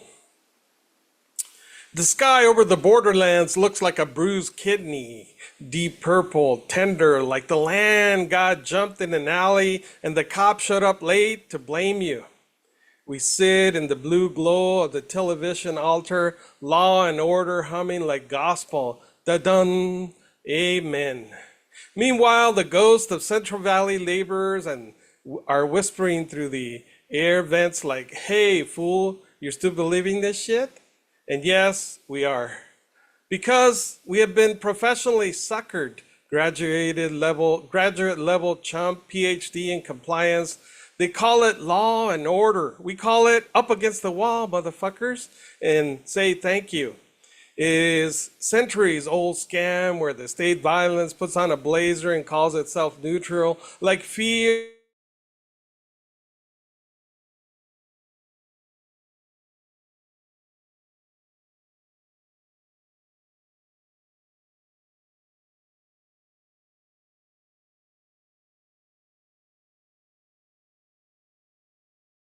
Oh no!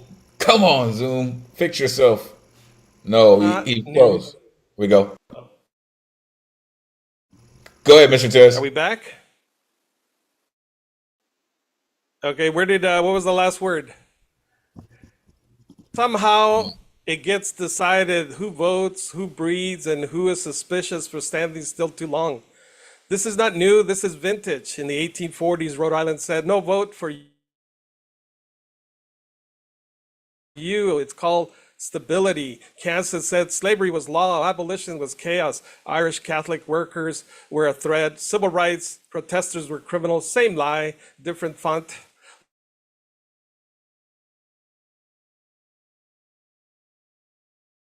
Law was never about consensus. It was Nixon, they learned to whisper it. Silent majority, states' rights, translate.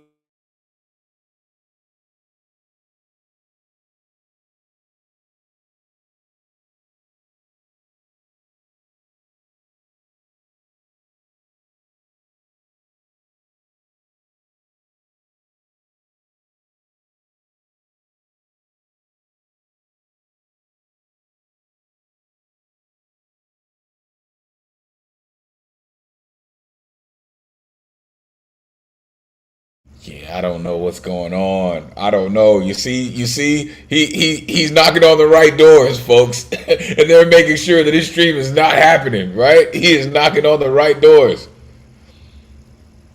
All right, we will come back, Mr. Tez. We will come back. Oh, he got kicked. He got kicked all the way out. See what I'm saying? See what happens? You start talking that truth. They're like, nah. Ease up. We will definitely make space for Mr. Tez when he comes back in.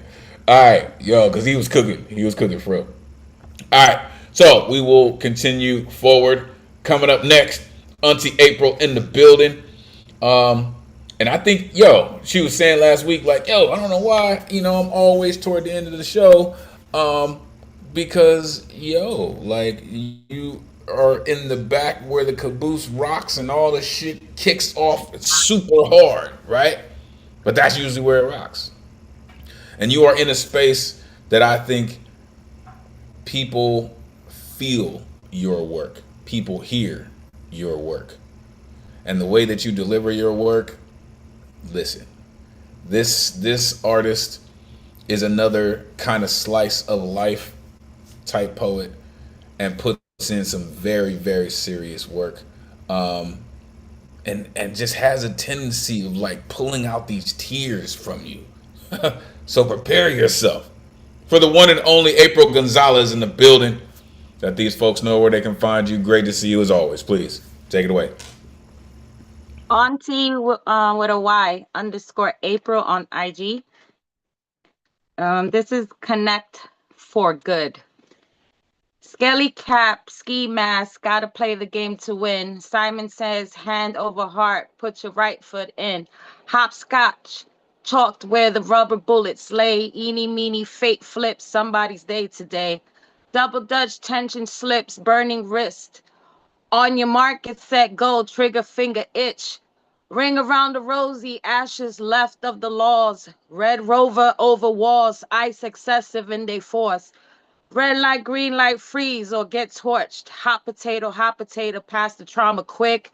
If he hollers lies, says he got hit, gotta let him know. OUT spells out, so out, you must go. This one's called Haunted House. In this home, my foundation, though cracked, still stands. Wood frame bones absorbing every storm that lands. I fell on my ass too many times to count, but never once was I ever fully counted out. Through broken rhythm, evil roots keep trying to sprout. My hips sway in a dance that shred every doubt. When my womb lost a life, my room lost life, but screams. And my gut stays twisted, butterflies refuse to leave. This heart's always pulled me into the worst kind of trouble. Lustful men, eyes up here. See the windows to my struggle? My mouth stays pointed, tongue sharp when I bite. You know how many of your type I've had to fight?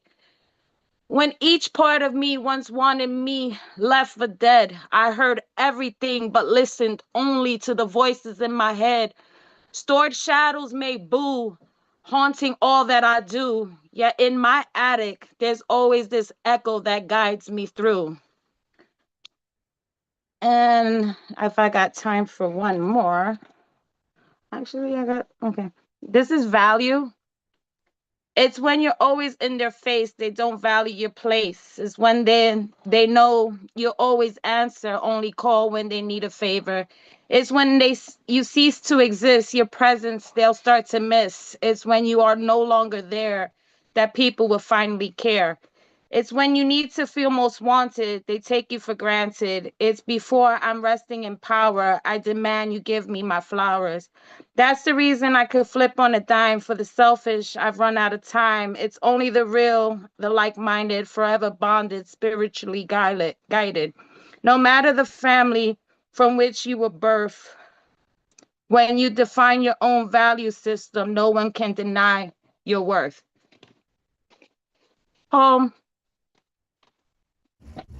So you just came with the heat today, I see. All right. Unmute yourself. Give it up for April Gonzalez. She did. She came with the heat. Beautiful work. Beautifully read. Yeah, you The had some switch. brilliant devices going on there too. I was just loving that first poem built on children's songs and the kind of theme about in a urban environment or practically anywhere else these days, the peril of life is just on the other side of a children's song. It's not much of a protective barrier, but you just created this really fantastic kind of mood doing that. I was really into that. Brilliant technique to do that. And, the last poem was one of the nicest paradox poems I've heard in a long time. I used to call this guy Causey Cause the Wizard of Paradox, but I think you must be up there with him with that poem. And just really brilliant work again. I'm just really glad to see you every time you show up here. I learned a lot. I'm stealing a lot of tricks from you.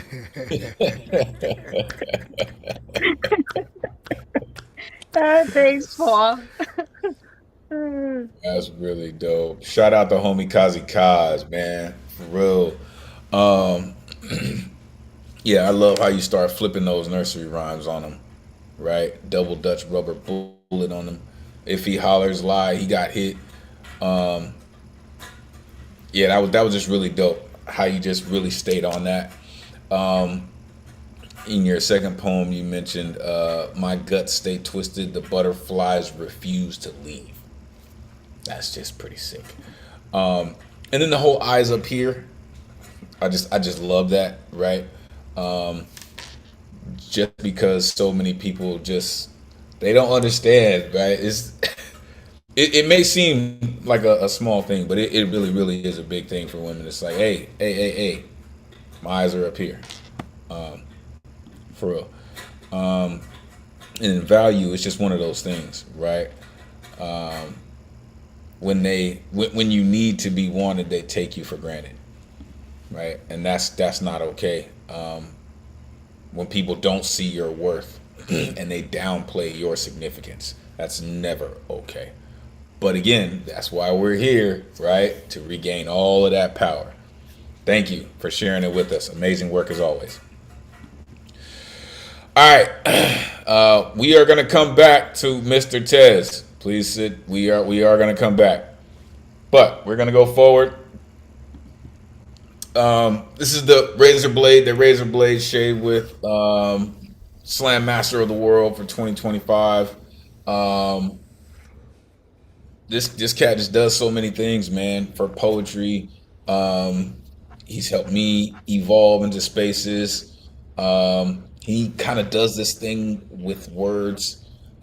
The future poet laureate of Earth, the one and only CP Mays in the building. Come on, man. Let these folks know where they can find you. Great to see you, folks. Take it away. I can be found on all the Instas and Facebook as CP Maze, Maze, just one word. Uh, Here's a poem. I don't know how it like fell off my radar, but I think I'm gonna bring it to competitions. It was published in Finn Bell's Mayari Literature, Volume 2, Issue 2. It's called Pacifier.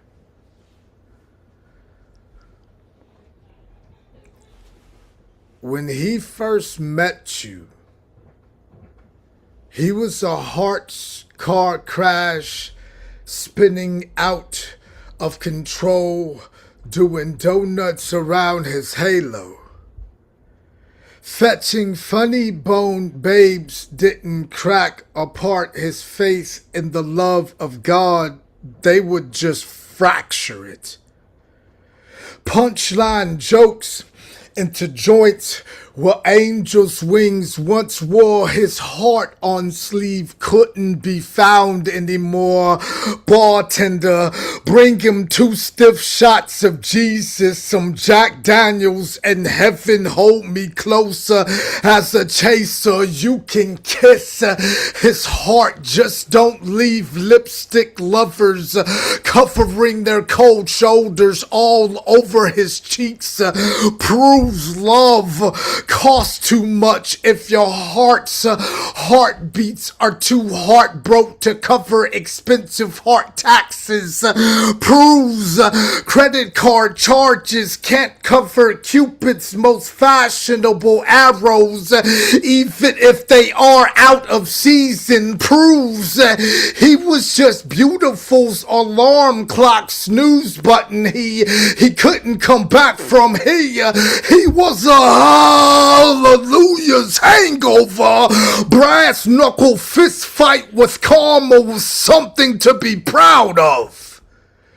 He was addicted for food for thought kisses on forehead before the future leaves. Elemental, tell him to lock the motherfucking front door. He was a lover of ladies who he would let down easy for egos too high on themselves. Always fucking deserve it, don't get me wrong.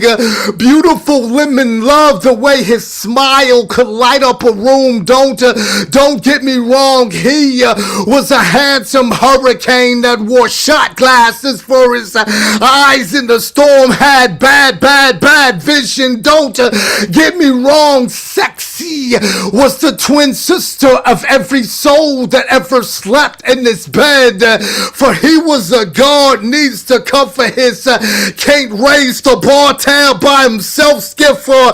He was a lover boy, lover of women who love ladies with tornadoes for tongues. For he was a part-time hero who kept his uniform and the cleaners and a pocket knife in his boots for bones he had to pick with the future.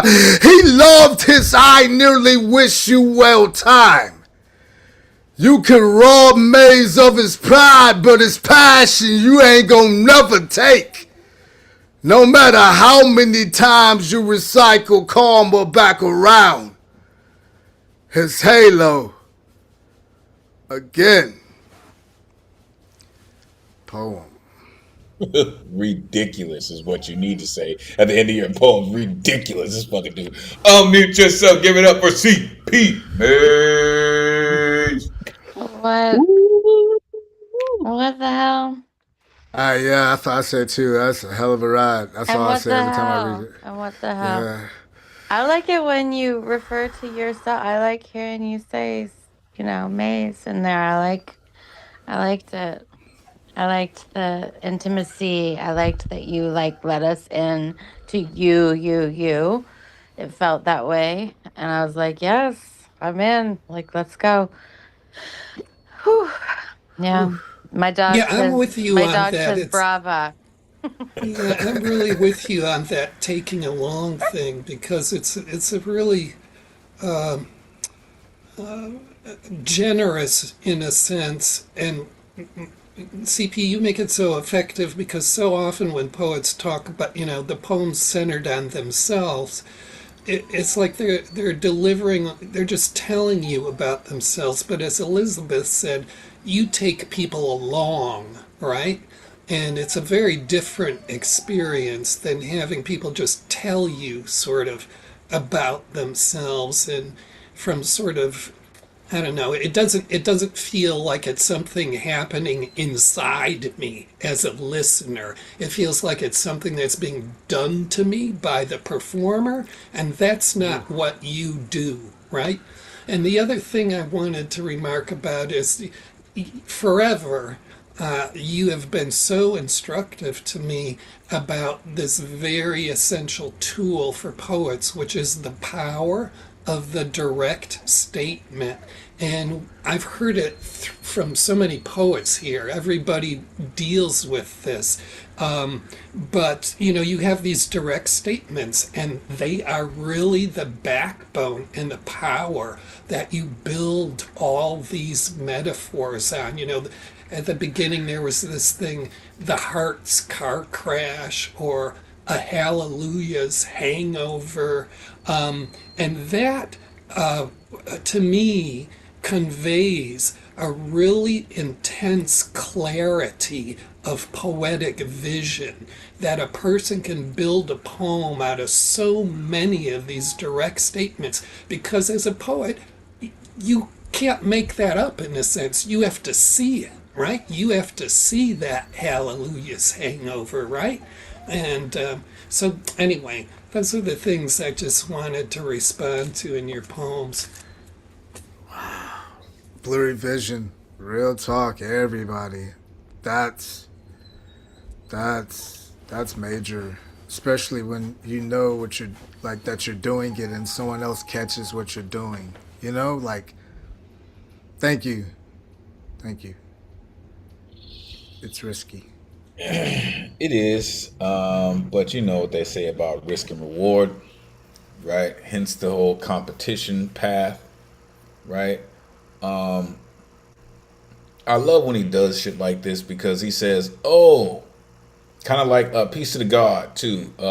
Baba Ngoma does that sometimes. He was like, "Oh, I was looking through some stuff and I just decided to dust this off real quick." You know what I mean? It was sitting in there. I'm gonna dust this off and see what it do real quick. Um, Nah, that's just one of those, man. And as with most of your work, I don't know if your competitors want that piece. I don't. I honestly don't think they want that piece at all, at all. Um, but it's right there in your wheelhouse. If you were, an old school baseball player, you would probably be pointing your bat to the home run fucking fence as you're stepping to the microphone with this poem. It's pretty sick. Appreciate you, man. Truly. All right, so we're gonna come back to Mr. Tez, and then we are gonna go to Winter Rose, Medusa, and then Maestro Deshawn. All right. So I told you we're gonna make room and space for Mr. Tez. So Because should where I you were pick up going, where I sir. left off, or restart? However you're feeling, the one line that had jumped out to me so far was you said they call it law and order, we call it up against the wall, motherfucker, and say All thank you. right, let's pick it up from there. uh, let's see, where is that at here? All right. They call it law and order. We call it up against the wall, motherfuckers, and say thank you. It is a centuries old scam where the violence puts on a blazer and calls itself neutral, like tear gas in a PowerPoint, like handcuffs with a monogram. They the state make order, which is wild because the state can't even fix the DMV without a ritual sacrifice. But somehow it gets to decide who votes, who breathes, and who's suspicious for standing still too long. This is not new, this is vintage. In the 1840s, Rhode Island said, "No vote for you," and called it stability. Kansas said slavery was law, abolition was chaos, and Irish Catholics were a threat. Civil rights protesters were criminals, same lie, different font. Law was never about consensus. It was about protecting property and calling it peace. By Nixon, they learned to whisper it. Silent majority, states' rights, translation, shut up, sit down, and let the grown-ups decide. And we did. We sat down and watched TV, cops, America's Most Wanted, procedurals where the very crime gets solved before the second commercial break, while real murders stay cold and the pain warm. We learned to fear our neighbors and trust the badge like it was kryptonite. Now, welcome to Trump 0.0, same script, less pretending. They call it law and order, but in our survival, we know it as the architecture of democratic decomposition.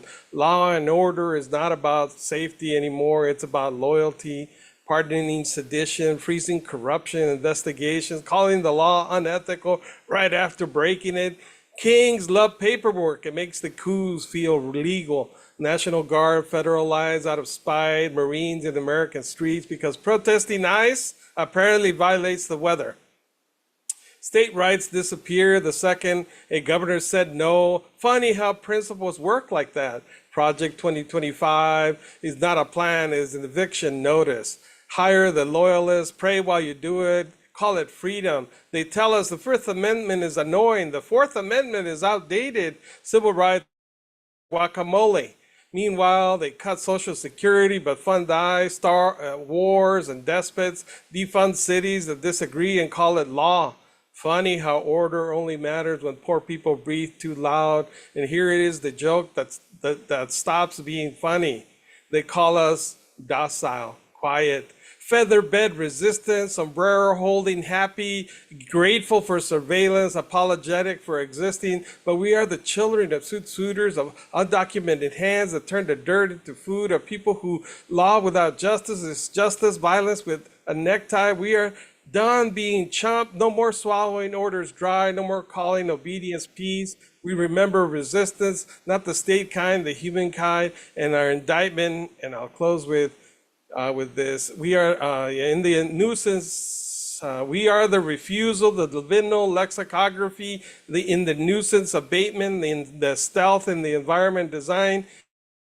From the automatic banishment, law and order is not holy. You can't shove it down our throats. Yo, I don't know how you always fit that in there, but you're a genius, sir. Unmute yourself. Give it up for Mr. Tezasomo. That was dope. I Yeah, like you that. came back and finished that. Oh, thank God, you know? It's good stuff. Thank you. Yeah, I just, Tez, there are just very few people who are chroniclers of our cultural and social dis-ease on your level. And, you're kind of like the priest of demystifying in so many ways. You just have such an expansive vocabulary of awarenesses, and what you build is something with so many layers, and it's always so piercing and bracing. It's just okay. Thanks for being here again. I'm glad the tech. I was gonna say I'm the Paul Mooney of poetry, you know.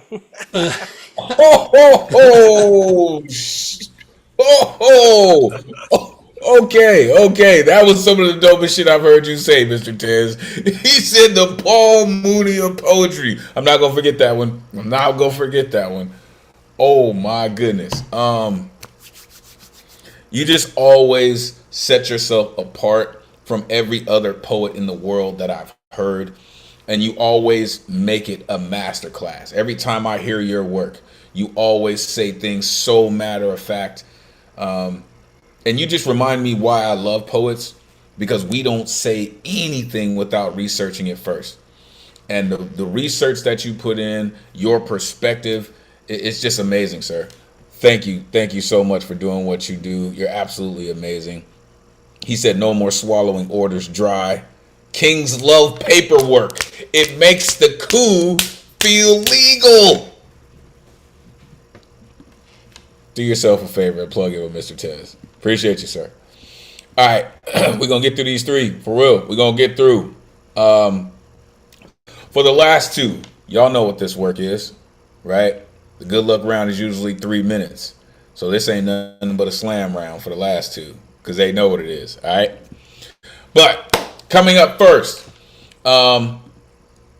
she reached out to me today and said that she might actually sing something. She might do some different things. However, we are always here for Mrs. Good Luck Round, going through and getting through and making sure that you stay strong enough to make sure you're here. We appreciate all of your effort, all of your work.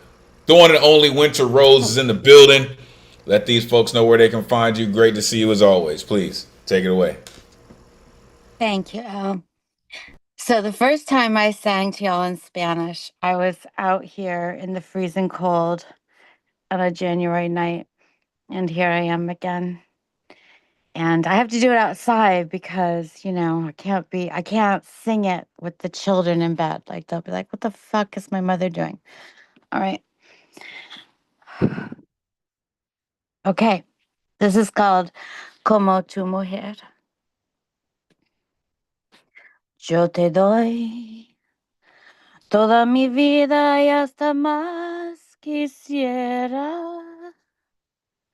Sabes bien que soy tan tuya hasta un día me muera.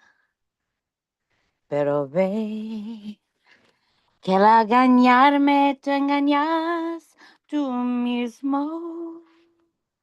Por tu altivez, por esas cosas que las haces conmigo. Quiero evitar que Dios te dé un castigo.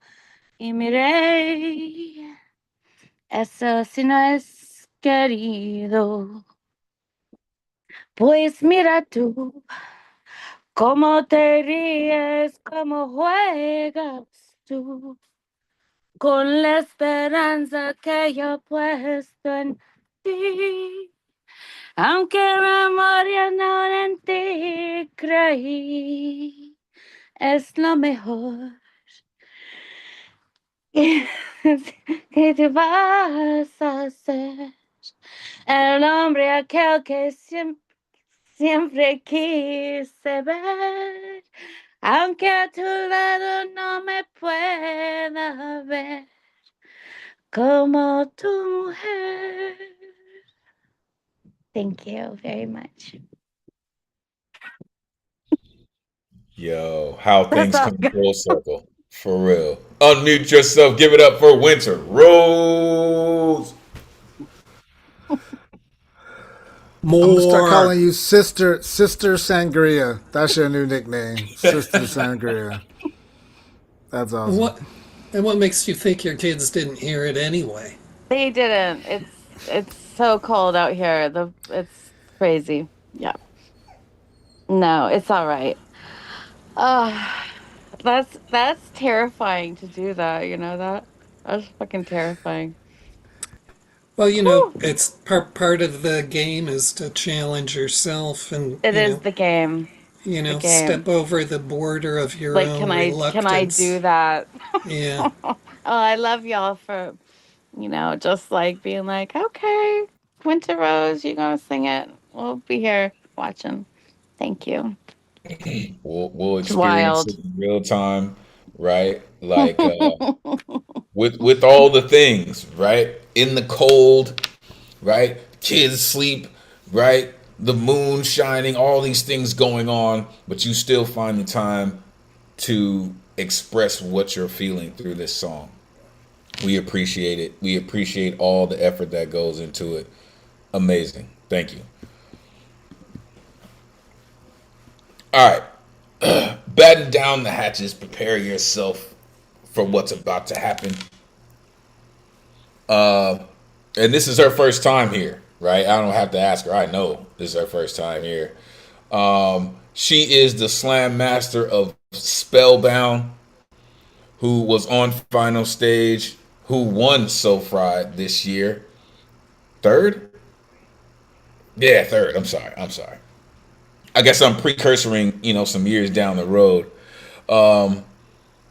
She's probably one of the most not probably, let me correct. She is one of the most dangerous women with a pen. Because she rocks. I'm telling you. Like when this poet rocks, there are people from every side of the divide that just come and say, "Oh shit, it's Medusa." Because she's just that dope. She's just that real about it. She rocks that hard with it. Listen, prepare yourself for the one and only Medusa was black in the building. It's great to see you. VA in the building. Spellbound in the building. I never know which way to do it. But Listen, it is great to see you. Thank you for taking the time to rock with us. Let the world know how they can connect with all the things that you do. and blaze the stage. Uh, Welcome. hello, from Richmond, Virginia. Medusa was black on basically everything. You can find me that way. And I have a new poem. This is uh, I'm so excited. I'm happy I made it too. um, so okay, I'm nervous. Okay. Now when them saints go marching in, when them saints go marching in, oh, how I'd love to be in that number when the saints go marching in. When my shadow puts on makeup and masquerades as me, I wear my bare face like a Jackson Pollock original. She tries to dance with me, takes the lead as if hot feet have anything on glass slippers. I've danced with my demons till my feet turn black. My smile fixed like I stapled it on. I've cosplay wellness like every day was a long Halloween. An Arkham waltz with a broken heel and arms that never hold me up in between empty pill bottles and flames all around me. My shadow smile somehow became brighter than my own. When I took my mask off for the first time, she was there. She don't ever ask me where I got my scars from. I lose myself to her midnight laugh as we twirl, and them saints come a knocking at my door, calling themselves firefighters, begging me to let them in so they can save me from the fire surrounding us. But the flames are warmer than any lover I've ever had or any love I've tried to gift myself. My shadow made me feel like a fool for trying to dance in glass slippers as if I deserved a fairy tale, when I know my steps were much sturdier on embers, and she be the best killer clown in my hands. Them damn saints still knocking at the worst part of the routine. My shadow and me can't be put out with water or well-wishing, for we were already drenched, gasoline dripping from tear ducts as I sing a song that ain't even about where I've been or how I'm able to smile at all. Ushers waiting to take me to a heaven I can't call home, when my shadow has already convinced me that hell will always be the warmth I've been looking for. Now when them saints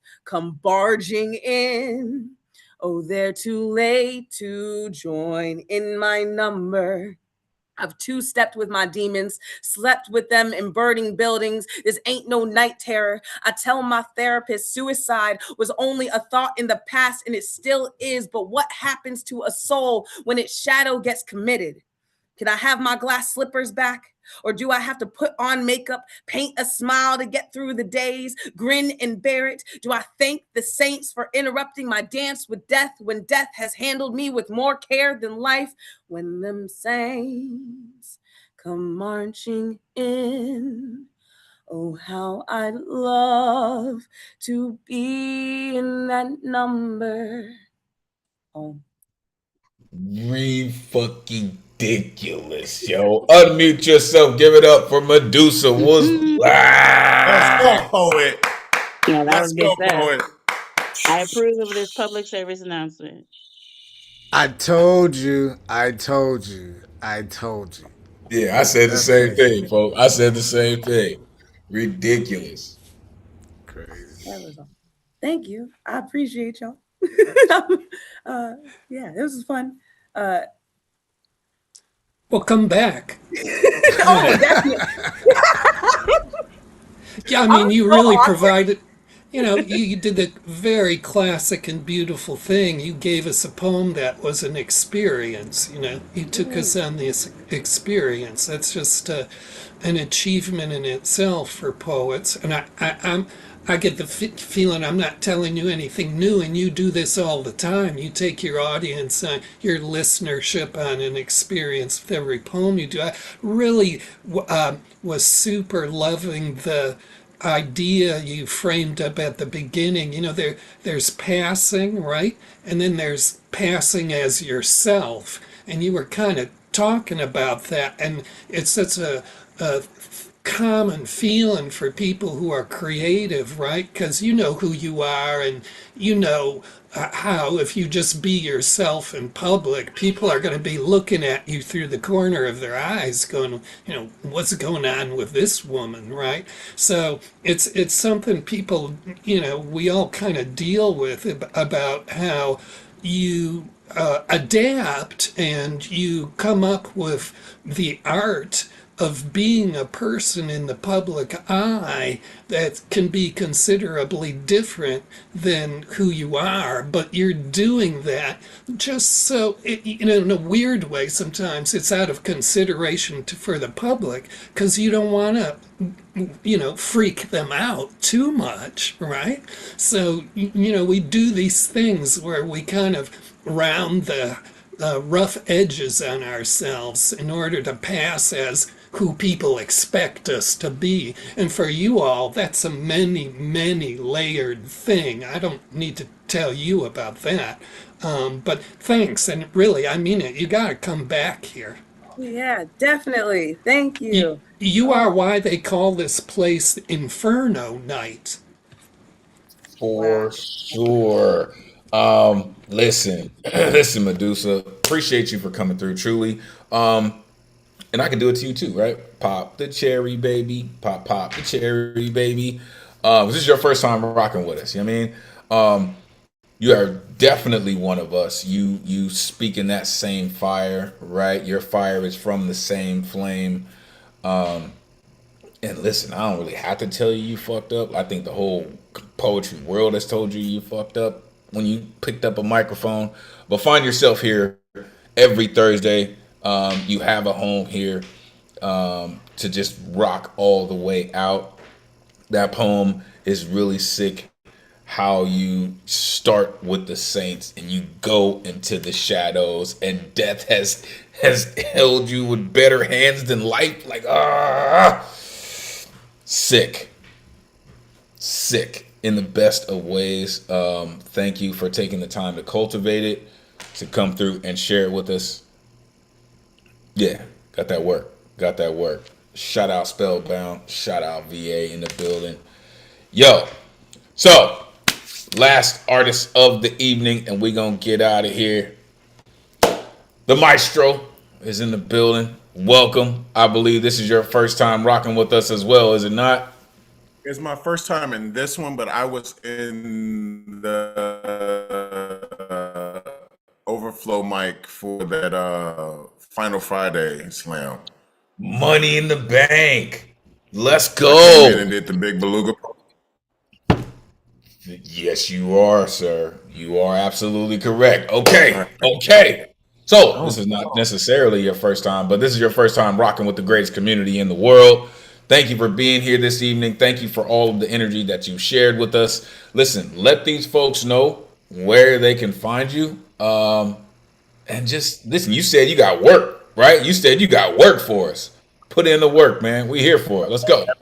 Sean on IG and pretty much everywhere, but my IG is where I'm most active. They say no foul play. Like that phrase is supposed to stitch the science in our throats. Like chalk outlines don't smudge on southern soil still soaked in unmarked history. They reported no broken bones. But black boys break differently in ways you don't x-ray. Like we haven't seen enough corpse to know that suffering isn't always seen on the surface. That some wounds walk in shadows. Trey Reed, another name not trending nearly enough. Another whisper echoing with no justice, so I say his name out loud so we do not forget. We've read this script before. The kind they buried Emmett Till, Trayvon Martin, George Floyd, and countless others with. The kind they carved into trees, ropes, and unburned crosses.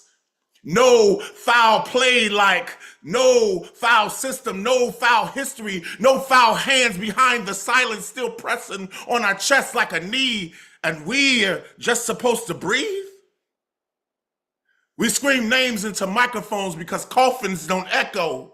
Their voices buried with them. We march while bodies still dangle in spaces between headlines.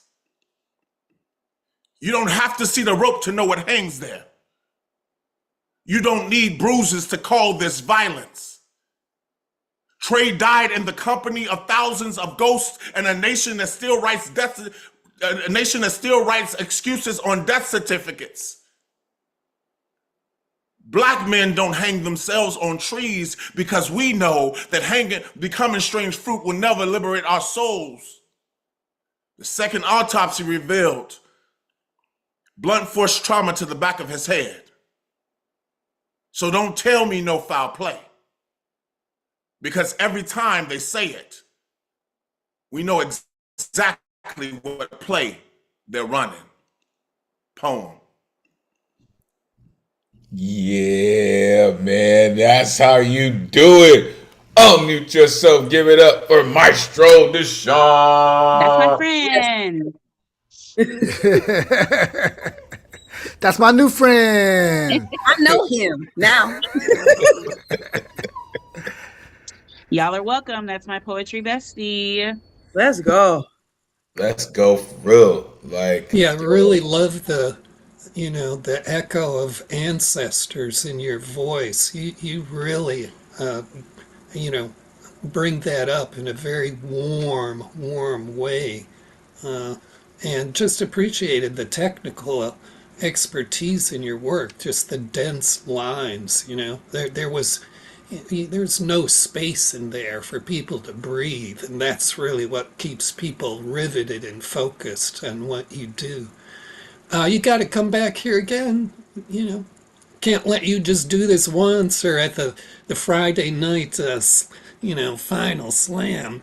Gotta get your voice out here in the open of the room on a weekly basis.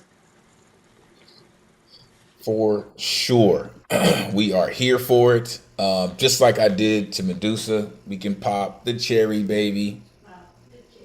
And remind you how bad that you fucked up with shit like that, because those are the things that gets this cat's blood pumping. He said second autopsy report revealed blunt force trauma. Like, come on, man. Black boys break differently? Listen, where was I? Where was I when that line got downloaded, damn it? Because, man. Coffins don't echo? Like, listen. And I see, right, like this whole little triad that came through this evening, Lady K, the Maestro, and Medusa. Listen, Aaliyah in the building, Queen Hodge came in, Mason Bailey in the building. It's been an incredible night, man. Really. Thank all of you for coming through. Goldberg, Charles, Ruth Miranda, Ike Waltz, Mr. Tez, Auntie April. Like, y'all are just absolutely amazing. This is why I continue to get excited about doing this every single week. Thank you so very much. Find yourself here every Thursday that you can get down. Welcome to the greatest community in the world. We do this and we gonna keep doing this. We been here. We gonna be here. All right? Make sure y'all take care of each other and yourselves first and foremost. I can't thank y'all enough. I can't tell you how much I love all of y'all enough. Thank you for rocking with us. You could have been anywhere else in the world, but you were here with us, and I can't thank you enough. We're going to end the night like this. Until we meet again. May this energy we conjured this evening supercharge the rest of your week. Take this power. Inspire others. Energize creativity as we all hope to do through the spirit of Miguel Agarin. Your voice is appreciated, necessary, and always valuable in this space. Thank you for sharing it with us. Never forget, cowards get buried here, and we reclaim our strength through our fearlessness. On behalf of the greatest community in the world, it has truly been a pleasure spending Thursday night with y'all. Till next week, peace. and blessings.